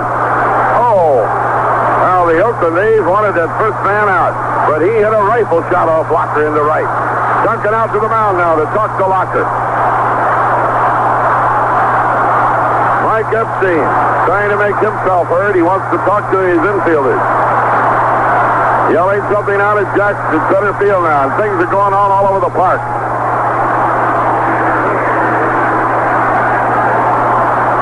They're throwing things at Reggie out of the center field bleachers, and he's looking up at him. Nobody out. Last half of the 10th, Oakland leading 3-1. And the guy that has done it so long and so well for Detroit is at the plate. Al Kaline. Here is Locker's pitch. A swing and a miss. Strike one. A's and Tigers both now are lining the tops up to the dugout. Bob Locker, glove off, massages the ball.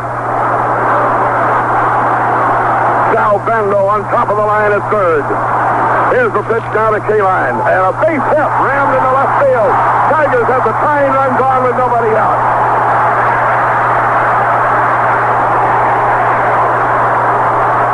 A soft single into left. 2 men on. Nobody out. And Dick Williams is coming out of the dugout.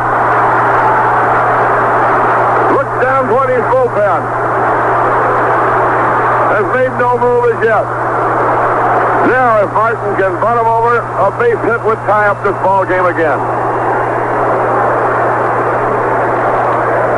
People running all over the place there. Williams at the mound with Duncan, Bando, and Locker.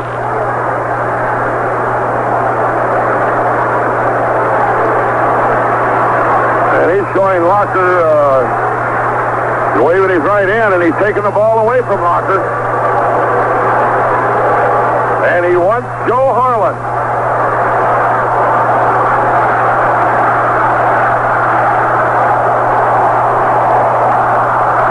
To this crowd.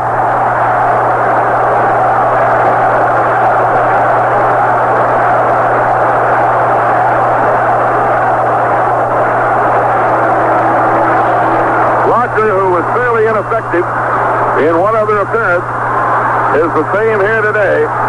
And Joe Harlan, who has not yet made a pitching appearance in the playoff championship series, comes on now to get the 3 biggest outs of his life. Williams, Bando, and Tenace all stand there with him, and Dick says, go get him. All he has to do is get Stanley Freehan and Norm Cash out.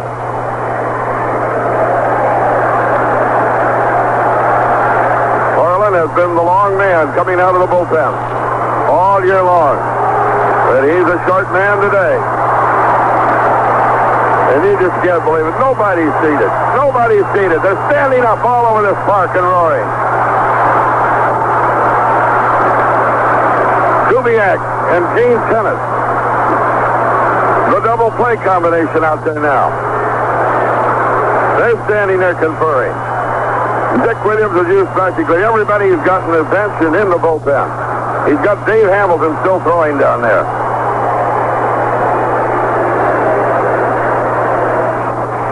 The Tigers are breathing life in the last half of the 10th inning. On a dark, dank day here in Detroit, Michigan. And now Epstein has gone all the way into our dugout, and he's coming out to tell Tenace something. McAuliffe is leaving second base. And again here, boy, is where you miss Campanaro. And the ability to outrun that man at second base to third. And they're going to bat for Stanley. Gates Brown is coming up now to bat for Stanley. He's been up twice in the championship playoff and has failed to hit. But he can mash one, and he is now the winning run.